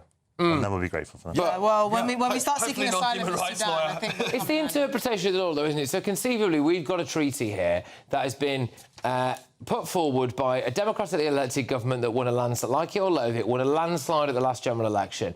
They have then done a deal with the French, and that deal has had to go through the European Union. Everyone has signed it off, and everyone has agreed to it. But a law firm based above flipping kebab shop somewhere in Croydon might be able to prevent anyone from being deported. In which case, you've got to say, well, then that's if they can do that, then that's they're doing their job. You've just described a system where there's been bilateral cooperation between the French and the EU to a larger extent, and Britain. They can do this if it's British laws created by British politicians for British people. I mean, the fact that they can do that in a country where Parliament is supposed to be sovereign is mind-blowing enough. I mean, this doesn't. But it does make you wonder whether the Starmer and Macron sat there. Macron said, "Oh, this is a terrible deal. We don't want to do it." And he goes, "Well, don't worry, Macron. Only 68, only 20% of them will come back to you." Yeah, that's the kind of nonsense you can see happening. You can see it happening. I'm sure, in the words of Trump, they're going to send us their best. All right, okay. This is not. The bottom line. If I can be serious for 1 minute, the bottom line is that everyone has rights, and that everyone should have legal protection, and the Parliament cannot simply override people's rights. What about our rights and our legal protection? We also have rights, Patrick. No, but we don't, do we? We do. If someone voted, the country voted for a Labour landslide, that Labour government has decided to enact a policy. People voted for Emmanuel Macron. He's decided to ratify this, as has the entirety of the European Union, and it cannot get over the line because a random human rights lawyer somewhere in Britain can frustrate it and hold it up. Patrick, as you know perfectly well, a democracy has checks and balances. And you have a judiciary that is separate from the executive. It's not about that. It's about the fact the laws are out of date. The judiciary is there to uphold the law and uphold people's rights. The ECHR is out of date. The Human Rights Act is out of date. They are all being weaponised by people who don't actually need to claim. Judges aren't doing anything illegal. If a judge is finding that someone is being treated illegally, that's because the law exists that shows that. Thank you very much. We need to make Charles a dictator. I think that's the solution. Can we King Charles a dictator? I don't think that's a particularly popular choice the way he's been going at the minute. Okay, don't forget that you can stay with us all day, not just on TV, but on radio and on your smart speaker. To listen to us on your smart speaker, just say play GB News on TuneIn. Well, thank you very much to my wonderful panel. Thank you to you at home.